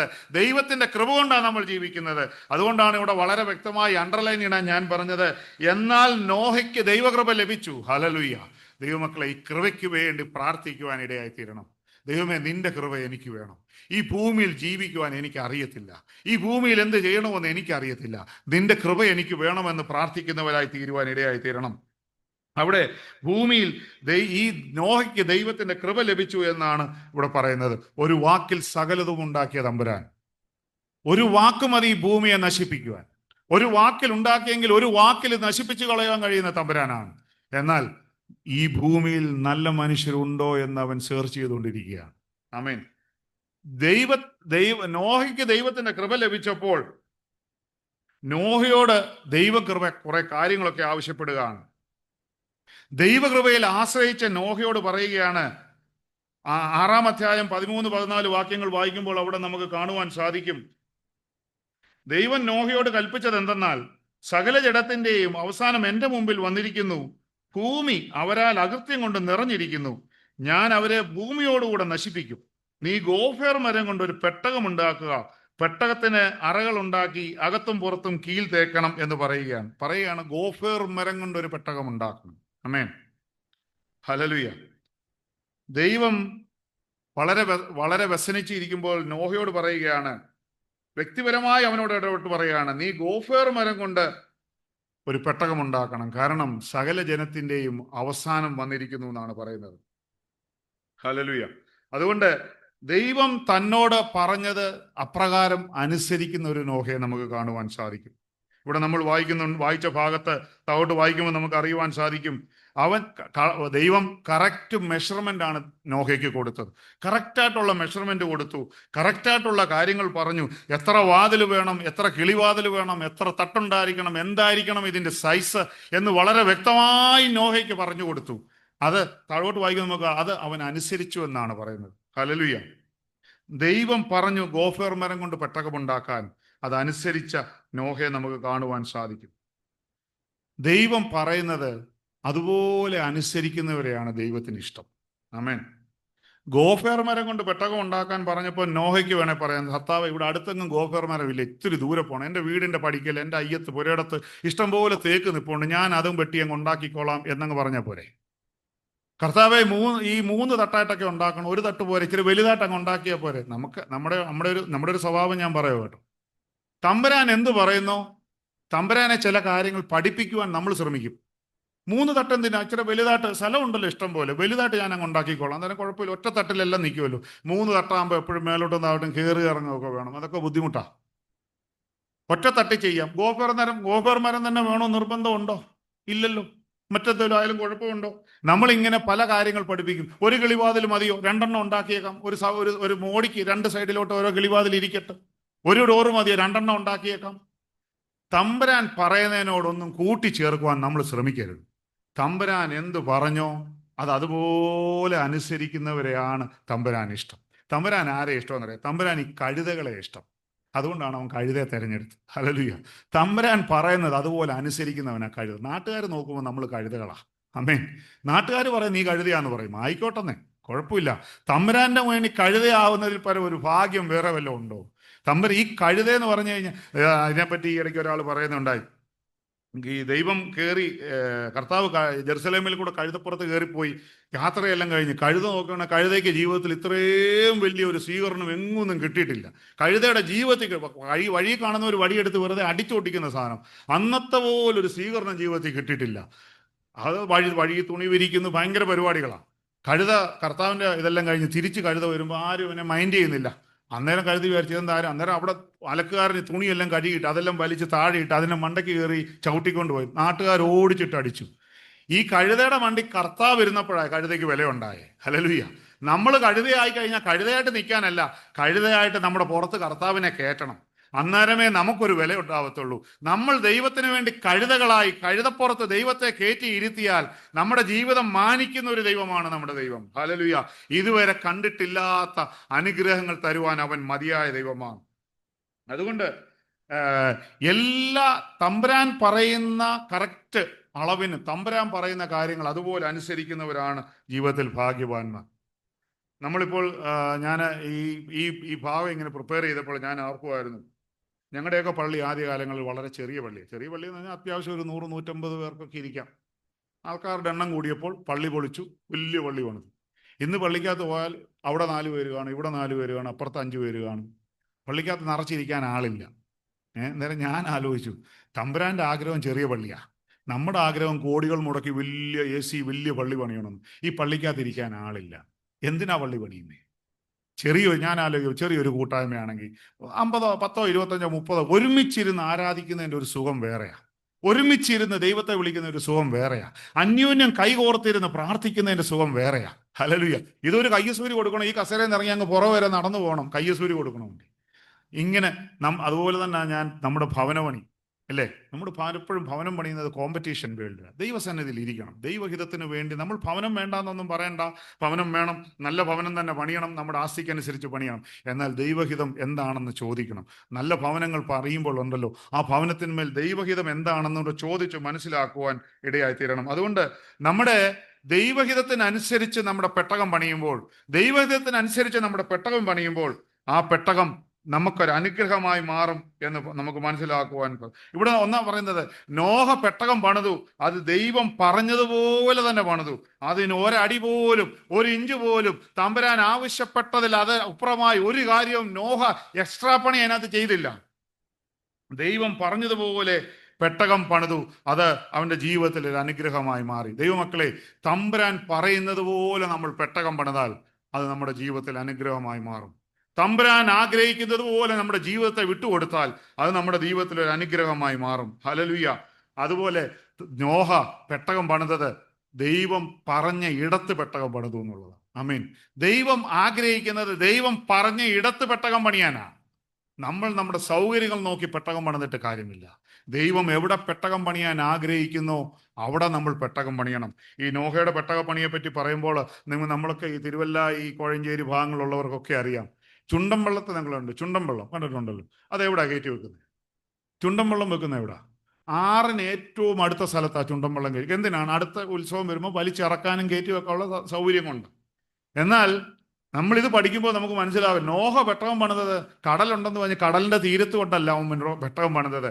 അവൻ ദൈവം ആവശ്യപ്പെട്ട അവൻ്റെ വീടിന്റെ പടിക്കലാണ് പെട്ടകം പണിത്. അവിടെ കടലുമില്ല, വെള്ളവുമില്ല, ഒന്നുമില്ല. ഈ മനുഷ്യന്റെ അവസ്ഥ നിങ്ങളൊന്ന് ആലോചിച്ച് നോക്കിക്കേ. ഹല്ലേലൂയ. നിങ്ങളൊന്ന് ആലോചിച്ച് നോക്കിക്കേ. നാട്ടുകാർ മുഴുവൻ പറഞ്ഞു ഇവന് ഭ്രാന്താണ്. പണിക്ക് വന്നവനും പറഞ്ഞു ഇവന് ഭ്രാന്താണ്. അവൻ ഒറ്റയ്ക്കൊന്നുമല്ല ഈ വള്ളം പണിതത്, ഈ പെട്ടകം പണിതത്.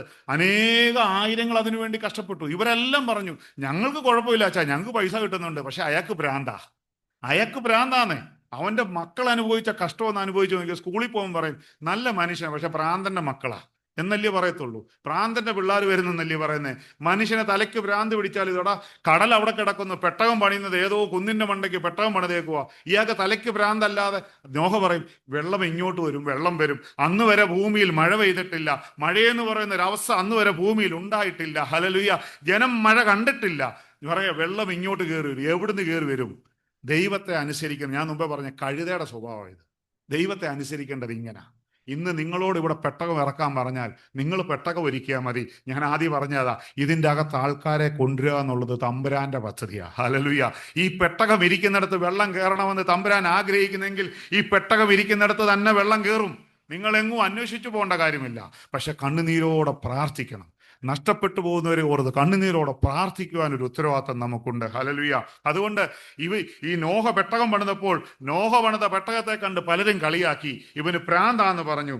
എന്നാൽ അവൻ ദൈവം പറഞ്ഞെടുത്ത് അവൻ്റെ പെട്ടകം പണിതായിട്ട് കാണുവാൻ സാധിക്കും. അതുകൊണ്ട് ദൈവമക്കളെ, നമ്മൾ ദൈവം ആഗ്രഹിക്കുന്ന ഇടത്ത് നമ്മൾ പെട്ടകം പണിയുന്നവരായി തീരണം. ദൈവം എവിടെ പെട്ടകം പണിയുവാൻ ആഗ്രഹിക്കുന്നോ അവിടെ പെട്ടകം പണിയുവാൻ നമ്മുടെ ഇടയായി തീരണം. അനേകർ കൂടി പെട്ടകം പണിതപ്പോഴും അവനെ കളിയാക്കിയെങ്കിൽ ഹല്ലേലൂയ, അനേകർ അവനെ ഭ്രാന്തെന്ന് പറഞ്ഞിട്ടുണ്ട്.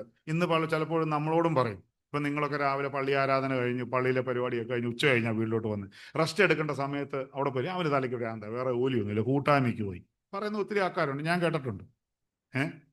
ഒരു കൂട്ടായ്മ കഴിഞ്ഞ് ഇങ്ങോട്ട് ഇറങ്ങി. ഇപ്പം രായ്ച്ചാൻ ഇന്നുമായിട്ട് ഞങ്ങൾക്ക് വേറെ കൂട്ടായ്മ ഇല്ലല്ലേ, ഇപ്പം 5:30 രായ്ച്ചാൻ അടുത്ത കൂട്ടായ്മയ്ക്ക് കയറണം. നിങ്ങൾക്ക് വേറെ ജോലിയൊന്നുമില്ല, എപ്പോഴാ സമയം? എൻ്റെ വീട്ടിൽ എൻ്റെ ഭാര്യ ഇടയ്ക്ക് ചോദിക്കും കേട്ടോ, നിങ്ങൾക്ക് ഇതേ ഉള്ളോ പണിയും ചോദിക്കുക എന്നോട്. ഞാൻ പിന്നെ മറുപടി പറയത്തില്ല.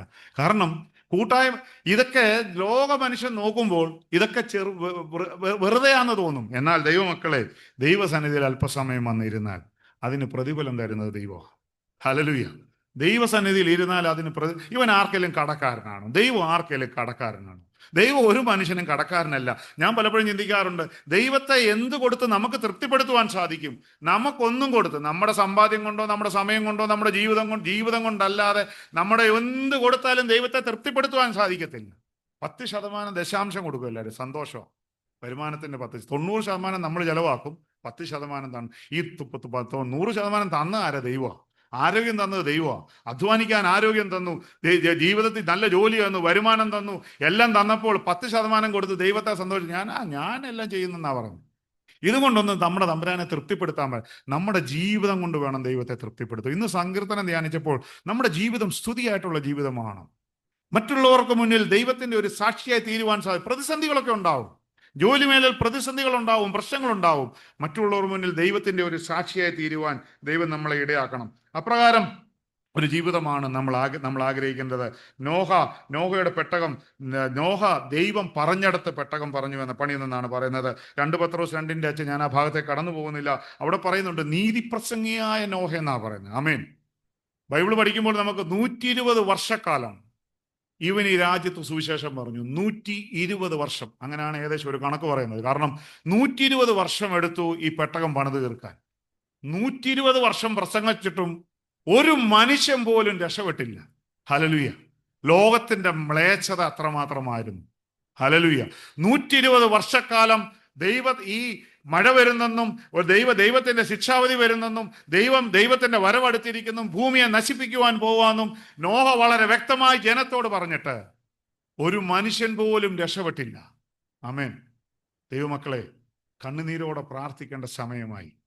നമ്മുടെ ചുറ്റുവട്ടങ്ങളിൽ നഷ്ടപ്പെട്ടു പോകുന്ന അനേകരെ ഓർത്ത്, കൂട്ടായ്മയ്ക്ക് വരുവാൻ അവസരമുണ്ടായിട്ടും കടന്നു വരുവാൻ ഭവനങ്ങളിൽ ഇരിക്കുന്ന അനേകരെ പറ്റി, ഈ ലോകത്തിന്റെ പല മോഹങ്ങളിൽ ഇന്ന് കറങ്ങി നടക്കുന്ന അനേകരെ ഓർത്ത് കരയുവാൻ നമുക്ക് സമയമായി.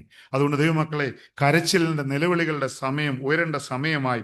120 വർഷക്കാലം പ്രസംഗിച്ചിട്ടും ഒരു മനുഷ്യൻ പോലും വലിയ മഴയെ പറ്റിയൊക്കെ അവൻ പ്രഖ്യാപിച്ചു. അതുവരെ ഭൂമിയിൽ മഴ പെയ്തിട്ടില്ലാത്തതുകൊണ്ട് ഇവർ ഈ മഴയെ പറ്റി ഒന്നും അറിഞ്ഞിട്ടില്ല. എന്നാൽ അത് ഉൽപ്പത്തി 2-ാം അധ്യായം 5-6 വായിക്കുമ്പോൾ അവിടെ കാണും, അതുവരെ ഭൂമിയിൽ മഴയില്ലായിരുന്നു. ഭൂമി എങ്ങനായിരുന്നു? ഒരു മഞ്ഞുകൊണ്ട് നനഞ്ഞിരുന്നു എന്നാണ് പറഞ്ഞത്. ദൈവമക്കളെ, നമ്മളും ഈ ചെറിയ മഞ്ഞുകൊണ്ട് നനയാൻ ആഗ്രഹിക്കുന്നവരാ. ഒരു കാര്യം ഞാൻ പറയാം, വലിയൊരു മഴ വരുന്നുണ്ട്. ഈ മഴയ്ക്ക് വേണ്ടി ഒരുക്കപ്പെടുവാനാണ് ദൈവം നമ്മളെ വിളിച്ചിരിക്കുന്നത്. വലിയ പ്രതിസന്ധികൾ നമ്മുടെ ജീവിതത്തിൽ നാളെ കടന്നു വരാം. നമ്മുടെ ജീവിതത്തിൽ പ്രശ്നങ്ങൾ കടന്നു വരാം. വലിയ മഴ നമ്മുടെ ജീവിതത്തിൽ ആഞ്ഞടിക്കാം. ഈ മഴയെ നേരിടണമെങ്കിൽ നമ്മുടെ ജീവിതത്തിൽ ഒരു പെട്ടകം ഉണ്ടാവണം. ഹല്ലേലൂയ. നോഹയുടെ പെട്ടകത്തിനുള്ളിൽ നോഹയും കുടുംബവും കടന്നു എന്ന് വളരെ വ്യക്തമായി നമുക്ക് വായിക്കുമ്പോൾ നമുക്ക് മനസ്സിലാക്കുവാൻ സാധിക്കും. ഹല്ലേലൂയ. ദൈവവചനം നമ്മുടെ ഭവനത്തിനുള്ളിലുണ്ടോ? കൂട്ടായ്മ നമ്മുടെ ഭവനത്തിനുള്ളിലുണ്ടോ? അനേക കാര്യങ്ങൾ പറയുവാൻ പോയാൽ സമയം ഒത്തിരി കടന്നു പോകും. അതിലേക്ക് ഞാൻ കടന്നു പോകുന്നില്ല. നമ്മുടെ പ്രാർത്ഥനകൾ മാനസാന്തരപ്പെടേണ്ട സമയമായിട്ടുണ്ട്. നമ്മുടെ ജീവിതം മാനസാന്തരപ്പെടുന്ന പോലെ നമ്മുടെ പ്രാർത്ഥനകൾ മാനസാന്തരപ്പെടണം. നമ്മുടെ പ്രാർത്ഥനകൾ എന്താണ്? ദൈവസന്നിധിയിൽ അനുഗ്രഹങ്ങൾ മാത്രമല്ല ചോദിക്കേണ്ടത്. ദൈവസന്നിധിയിൽ ഇരുന്ന് നമ്മുടെ ജീവിതത്തെ പറ്റിയുള്ള പദ്ധതികൾ ചോദിക്കണം. നോഹ ഒരു പെട്ടകം പണിതപ്പോൾ ആ പെട്ടകത്തിനുള്ളിൽ നോഹയും കുടുംബവും ഉണ്ടായിരുന്നു എന്ന് വളരെ വ്യക്തമായി പറയുന്നു. നമ്മളൊരു പെട്ടകം ഉണ്ടാക്കിയിട്ടുണ്ടെങ്കിൽ ആ പെട്ടകത്തിനുള്ളിൽ ആരൊക്കെ കയറിയിട്ടുണ്ട്? നമ്മുടെ സഹോദരങ്ങൾ കയറിയിട്ടുണ്ടോ? നമുക്ക് വേണ്ടപ്പെട്ടവർ ആ പെട്ടകത്തിനുള്ളിൽ കയറിയിട്ടുണ്ട്.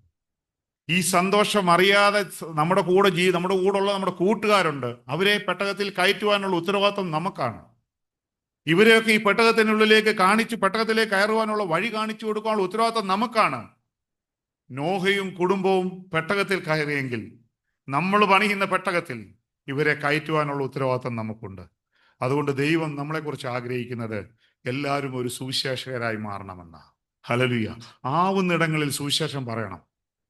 കിട്ടുന്ന അവസരങ്ങൾ സുവിശേഷം പറയണം. ഒരാളെ കണ്ണിന് മുന്നിൽ കിട്ടിയാൽ എന്തെല്ലാം കാര്യങ്ങൾ പറഞ്ഞ് നമ്മൾ സമയം തള്ളിക്കളയും. WhatsApp, Facebook, Instagram, LinkedIn. എനിക്ക് ഇൻസ്റ്റാഗ്രാം ഉണ്ടായിരുന്നു കുറെ നാൾ മുമ്പ് വരെ. അവസാനം എനിക്ക് മനസ്സിലായി ഇത് വെറും ഒരു സമയം കൊല്ലി. ഞാൻ മൊബൈലിൽ നിന്ന് ഡിലീറ്റ് ചെയ്ത് കളഞ്ഞു. നമ്മൾ എന്തെല്ലാം സമയങ്ങൾ, എത്രമാത്രം സമയങ്ങൾ നമ്മൾ കൂട്ടുകാരോട് ചെലവഴിക്കുന്നു. ഈ കഴിഞ്ഞ ദിവസം ഒരു മെസ്സേജ് കേട്ടു. ഒരാൾ നമ്മളെ ചായ കുടിക്കാൻ വിളിക്കുന്നുണ്ടെങ്കിൽ, ഒരാൾ നമ്മളോട് ചായ കുടിച്ചിട്ട് പോകാൻ, ആ ആള് നമ്മുടെ സമയം ആഗ്രഹിക്കുന്നു എന്നാണ് പറയുന്നത്.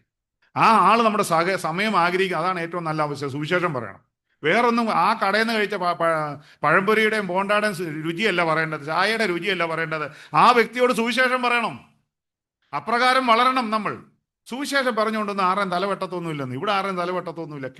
കേൾക്കുന്നവൻ കേട്ടോട്ടെ, കേൾക്കാത്തവൻ പൊക്കോട്ടെ, കുഴപ്പമില്ല. പക്ഷെ ദൈവം നമ്മളെക്കുറിച്ച് ആഗ്രഹിക്കുന്നത് നമ്മുടെ പെട്ടകം നിറയ്ക്കണമെന്നാണ് തമ്പുരാൻ ആഗ്രഹിക്കുന്നത്. ഈ പെട്ടകം നിറയണമെങ്കിൽ നമ്മുടെ അധരങ്ങൾ ചലിക്കണം. ദൈവമക്കളെ, നമ്മൾ പണിയുന്ന ഈ പെട്ടകത്തിൽ കടന്നു വരുവാൻ, അനേകരെ കൂട്ടിവരുത്തുവാൻ നമുക്ക് അവസരമുണ്ടാവണം. അവരോട് സുവിശേഷം പറയുവാൻ, ഈ ദൈവത്തെ കാണിച്ചു കൊടുക്കുവാൻ അനേക അവസരങ്ങൾ നമ്മുടെ ജീവിതത്തിൽ ദൈവം തന്നിട്ടുണ്ട്. ഞാനതുകൊണ്ടാണ് ആദ്യം പറഞ്ഞത്, പ്രാരംഭമായിട്ട് പറഞ്ഞതാണ്, നമ്മളിൽ പരം എത്രയും അവസരം ലഭിക്കുന്ന ഒരു വ്യക്തി ലോകത്തെങ്ങുമില്ല. ഇവിടെ എത്രയോ നാഷണാലിറ്റികൾ ഇവിടെ വന്ന് ജോലി ചെയ്യുന്നു, എത്രയോ ജാതികൾ ഇവിടെ വന്ന് ജോലി ചെയ്യുന്നുണ്ട്. ആരോടെങ്കിലും ഒക്കെ ഒന്ന് സുവിശേഷം പറയുവാൻ നമുക്ക് അവസരങ്ങളുണ്ട്. ഞാൻ എൻ്റെ വൈഫ് ഹോസ്പിറ്റലിലാണ് ജോലി ചെയ്യുന്നത്. ഞാൻ അവളോട് പറയും, നിങ്ങളുടെ കൂട്ടൊക്കെ അവസരം കിട്ടും. ഒരാൾ രോഗിയായി കിടക്കുമ്പോൾ 2 കയ്യെ സിറിഞ്ചും വെച്ച് കുത്തി കിടക്കുമ്പോൾ അവൻ ഒരിക്കലും എഴുന്നേറ്റ് തല്ലത്തില്ല. ഒരു കാര്യം ഉറപ്പാണ്, തല്ലത്തില്ല. ഈ ദൈവം സ്നേഹിക്കുന്നു. എനിക്കറിയാവുന്ന ഒരു സുഹൃത്ത്, എൻ്റെ ഒരു സുഹൃത്തിൻ്റെ ഒരു കസിന് ദുബായ് ഹോസ്പിറ്റലിൽ ജോലി ചെയ്തതാണ്. കോവിഡിൻ്റെ സമയത്ത് ആൾക്കാർ അങ്ങോട്ടും ഇങ്ങോട്ടും പോകുവാൻ ഭയപ്പെടുന്ന സമയം, ആ ഹോസ്പിറ്റലിൽ സീരിയസ് ആയിട്ട് കിടക്കുന്ന കോവിഡ് രോഗികളെ സ്പെഷ്യൽ പെർമിഷൻ എടുത്ത് ഈ പുള്ളിക്കാരി അവരുടെ റൂമിൽ പോയി പ്രാർത്ഥിക്കുവാൻ, എല്ലാവർക്കും വേണ്ടി പ്രാർത്ഥിക്കും. ഞാനാണെങ്കിൽ എൻ്റെ വീട്ടിൽ എൻ്റെ മദറിലോ ഉണ്ട്. ഒരു കോവിഡ് ഉള്ള ഒരാളെ കണ്ടു എന്ന് പറഞ്ഞാൽ മമ്മി എന്നെ 3 ദിവസം മുറിക്കകത്തൊന്നും പുറത്തിറക്കത്തില്ല, മുറിക്ക് അടച്ചിടും. അത്രമാത്രം പേടിക്കുന്ന ഒരു കാലയളവിനെ പറ്റി ഞാൻ പറയുന്നത്. ആ സമയത്ത് ഈ വ്യക്തി, ഞാൻ എൻ്റെ കൂട്ടുകാരനോട്, എൻ്റെ വൈഫ് എന്ന് പറഞ്ഞപ്പോൾ ഞാൻ എൻ്റെ കൂട്ടുകാരനെ വിളിച്ചു പറഞ്ഞു. അന്നേരം അവൻ പറഞ്ഞു, എടാ അവൾക്ക് തലയ്ക്ക് ഭ്രാന്താന്ന് പറഞ്ഞു. പക്ഷെ അതൊരു സുവിശേഷ വേലയാണ്. അതിൽ കൂടെ ചിലപ്പോൾ അനേകർ ദൈവത്തെ കണ്ടു കാണും. മരണത്തെ മുഖാമായി കാണാമായി കിടക്കുന്ന ഒരാൾ മുന്നോട്ട് ഒരു പ്രതീക്ഷയും ഇല്ലാതിരിക്കുന്ന ആളോട് ദൈവത്തെ പറ്റി പറഞ്ഞാൽ അദ്ദേഹം ഏത് രീതിയിൽ പ്രതികരിക്കും? ഒന്നും പ്രതികരിക്കത്തില്ല. ഈ ദൈവത്തെ കാണിച്ചു കൊടുക്കാൻ കിട്ടുന്ന അവസരമാണ്. അതുകൊണ്ട് ഹോസ്പിറ്റലിൽ ജോലി ചെയ്യുന്ന ആൾക്കാരുണ്ടെങ്കിൽ നിങ്ങൾക്കാണ് ഏറ്റവും കൂടുതൽ അവസരം, അതിന് യാതൊരു സംശയവുമില്ല. ഹോസ്പിറ്റലിൽ ജോലി ചെയ്യുന്ന ആൾക്കാർക്ക് ഏറ്റവും നല്ല അവസരങ്ങളുണ്ട്. നിങ്ങളുടെ മുന്നിൽ വരുന്ന രോഗികളോട് ദൈവം വിടുവിക്കുമെന്നെങ്കിലും പറയുവാൻ, ഈ ദൈവം സ്നേഹിക്കുന്നുവെന്നെങ്കിലും പറയുവാൻ, ഞാൻ മരുന്ന് തരാം, പക്ഷേ രോഗത്തിന് വിടുതൽ തരുന്നത് എൻ്റെ ദൈവമാണെന്ന് പറയുവാൻ നമ്മുടെ നാവെടുത്താൽ സുവിശേഷം ലോകത്തിൽ പടരും. ഹല്ലേലൂയ. അതുകൊണ്ട് ഈ പെട്ടകത്തിനുള്ളിൽ അനേകരെ കൂട്ടിവരുത്തേണ്ട ഉത്തരവാദിത്വം നമുക്കാണ്. അതിനുവേണ്ടി ഒരുങ്ങാം. ഈ പെട്ടകത്തിനുള്ളിൽ അനേകർ കയറുവാൻ ദൈവം ആഗ്രഹിക്കുന്നു. ഈ പെട്ടകം ഈ പ്രദേശത്ത് ഒരു അനുഗ്രഹമായി മാറണം. ഇന്ന് നിങ്ങൾ ഇവിടെ ഒരു പെട്ടകം ഒരുക്കിയെങ്കിൽ, ഇത്രയും ആൾക്കാർ ഇവിടെ വന്ന് കൂടിയെങ്കിൽ, ഹല്ലേലൂയ, ഇതിൻ്റെ അകത്ത് നിറഞ്ഞു കവിയുന്ന അളവിൽ തമ്പുരാൻ കൊണ്ട് നിറയ്ക്കുവാൻ മതിയായ ദൈവമാണ്. ഈ കൂട്ടായ്മയെ ഓർത്ത് നമ്മൾ ഓരോരുത്തരും പ്രാർത്ഥിക്കണം. ഈ കൂട്ടായ്മ വളരണം. ഈ ദുബായ് പട്ടണത്തിൽ അനേക ദൈവമക്കളെ നേടുവാൻ ഈ കൂട്ടായ്മയ്ക്ക് ഇടയായി തീരണം. അപ്രകാരം ഈ കൂട്ടായ്മ വളരട്ടെ. ഈ കൂട്ടായ്മയെ ഞാൻ പറഞ്ഞതുപോലെ നോഹയുടെ പെട്ടകം പോലെ ഏറ്റവും അനുഗ്രഹമായ ഒരു പെട്ടകമായി മാറുവാൻ ഈ കൂട്ടായ്മയെ ദൈവം ഇടയാക്കട്ടെ എന്ന് പ്രാർത്ഥിക്കുന്നു. ദൈവനാമം മാത്രം മഹത്വപ്പെടുമാറാകട്ടെ.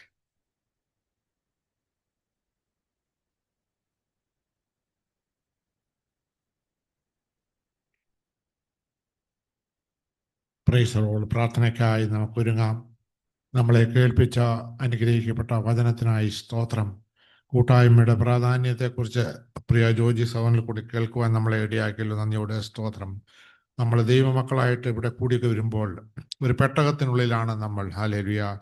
അനേകരെ ഹല്ലേലൂയ ആ പെട്ടകത്തിനുള്ളിലേക്ക് ക്ഷണിക്കുവാൻ ദൈവാത്മാവിൽ നിന്ന് നമ്മളെ ഉത്ബോധിപ്പിച്ചല്ലോ. നന്ദിയോടെ സ്തോത്രം. ഹല്ലേലൂയ.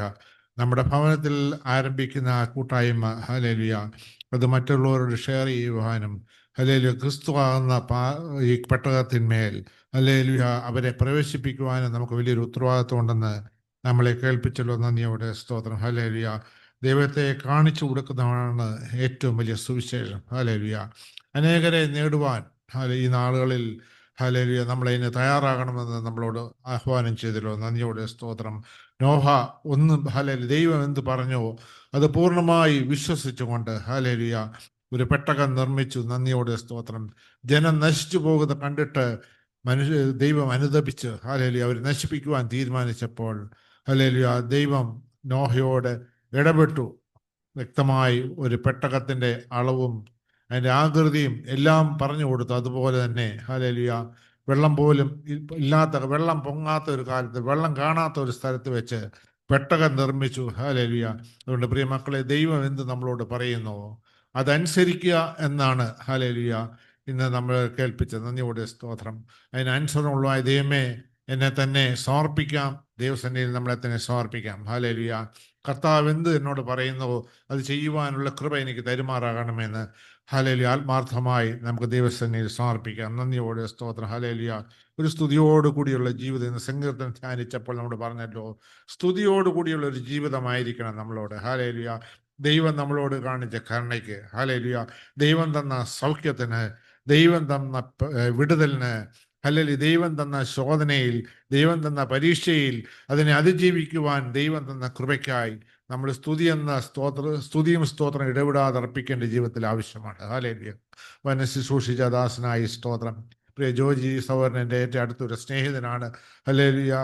ഒരു നാളിൽ ഹല്ലേലൂയ ലോകത്തിൻ്റെ മോഹങ്ങളിൽപ്പെട്ട പ്രിയ പോയ സഹോദരന് ക്രിസ്തുവിൻ്റെ സ്നേഹത്താൽ മാടി വിളിച്ച് ഹല്ലേലൂയ ഷാർജ ഇടവേട് അനേക ഇടങ്ങളിൽ പോയി കർത്താവിൻ്റെ മാറ്റമില്ലാത്ത വനം ശുശ്രൂഷിക്കുന്നു. ഹല്ലേലൂയ. പ്രിയദാസൻ ചെങ്ങന്നൂരിൻ്റെ പ്രദേശത്തും ഹല്ലേലൂയ കടന്നു പോകുന്ന ഇടങ്ങളൊക്കെയും കർത്താവിൻ്റെ ഉത്തമ സാക്ഷിയായി നിൽക്കുന്നു. ഹല്ലേലൂയ. ദൈവം ധാരാളമായി അനുഗ്രഹിക്കട്ടെ. പുതിയ ശുശ്രൂഷകളെ ഹല്ലേലൂയ ദൈവം തരട്ടെ. ഹല്ലേലൂയ. കർത്താവിൻ്റെ വരവ് സമീപസ്ഥമായിരിക്കുമ്പോൾ അധികം ഒരുങ്ങാം. ക്രിസ്തുവിനായി നമുക്ക് ആത്മാക്കളെ നേടാം. അതിന് ദൈവത്തിൻ്റെ പരിശുദ്ധാത്മാവ് നമ്മളെ സഹായിക്കട്ടെ. നമുക്ക് പ്രാർത്ഥനയ്ക്കായി ഒരുങ്ങാം. ഞങ്ങളെ അതിവാത്സല്യമായി സ്നേഹിക്കുന്നതേ സ്വർഗസ്ഥ പിതാവേ, അനുഗ്രഹിക്കപ്പെട്ട കർത്താവേ, ഹല്ലേലൂയ, ഈ മധ്യാഹ്ന സമയത്തിനായി സ്തോത്രം. കർത്താവേ, 2025 6-ാം മാസത്തിലേക്ക് പ്രവേശിക്കുവാൻ ദൈവം ഞങ്ങളെ ഹല്ലേലൂയ ഉണർത്തിയല്ലോ, ഞങ്ങളെ കൂട്ടിക്കൊണ്ടുവന്നല്ലോ. നന്ദിയോടെ സ്തോത്രം. അനുഗ്രഹിക്കപ്പെട്ട ഒരു കൂട്ടായ്മ ഞങ്ങൾക്ക് തന്നതോർത്ത് സ്തോത്രം. കർത്താവേ, ഹല്ലേലൂയ, അനുഗ്രഹിക്കപ്പെട്ട ഗാനങ്ങൾ പാടുവാൻ, കർത്താവേ, ഹല്ലേലൂയ, ആത്മാവസത്തിൽ ദൈവത്തെ ആരാധിപ്പാൻ കൃപ തന്നോർത്ത് നന്ദിയോടെ സ്തോത്രം. അനുഗ്രഹിക്കപ്പെട്ട സങ്കീർത്തനം ഞങ്ങൾക്ക് തന്നല്ലോ. നന്ദിയോടെ സ്തോത്രം. ഹല്ലേലൂയ, സ്തോത്രം. സങ്കീർത്തനം ധ്യാനിച്ച മകനെ ഞങ്ങളെ ഏൽപ്പിച്ച് പ്രാർത്ഥിക്കുകയാണ്. തുടർന്ന് കർത്താവേ, ഹല്ലേലൂയ, അനേക വിഷയങ്ങൾ ഓർത്ത് പ്രാർത്ഥിപ്പാൻ ഞങ്ങൾക്ക് കർത്താവേ, ഹല്ലേലൂയ, ഇടയായി. ഹല്ലേലൂയ, കർത്താവേ, ഭാവിച്ചാനെ അതിനെ ഒരുക്കിയത് ഓർത്ത് സ്തോത്രം. കർത്താവേ, ഹല്ലേലൂയ, സ്തോത്രം. ഞങ്ങൾ സമർപ്പിച്ച സകല വിഷയങ്ങളെ ഓർത്ത് പ്രാർത്ഥിക്കുക. എന്റെ കർത്താവ് അതൊക്കെയും മറുപടി അയക്കണമെന്ന് പ്രാർത്ഥിക്കുകയാണ്. പ്രാർത്ഥിക്കുന്നു, കർത്താവേ, പ്രാർത്ഥിക്കുന്നു. സ്തോത്രം. ഞങ്ങളെയൊക്കെ ആരോഗ്യത്തോടെ നിർത്തുന്നോട്ട് സ്തോത്രം. ഞങ്ങളുടെ തലമുറയൊക്കെ അർപ്പിച്ച് പ്രാർത്ഥിക്കുകയാണ്. ദൈവമേ, നഷ്ടപ്പെട്ടു പോകുന്ന ഒരു തലമുറയുടെ മധ്യത്തിലാണ് ഹല്ലേലൂയ അവരെ ഹല്ലേലൂയ യേശുവിലേക്ക് അടുപ്പിക്കുവാൻ ദൈവത്തിൻ്റെ പരിശുദ്ധാത്മാവ് ഇടപെടുമാറാണമേ എന്ന് പ്രാർത്ഥിക്കുകയാണ്. ഹല്ലേലൂയ ദൈവത്തിൻ്റെ കൃപയിൽ ഓരോരുത്തരെയും നിർത്തിക്കൊള്ളണമേ എന്ന് പ്രാർത്ഥിക്കുകയാണ്.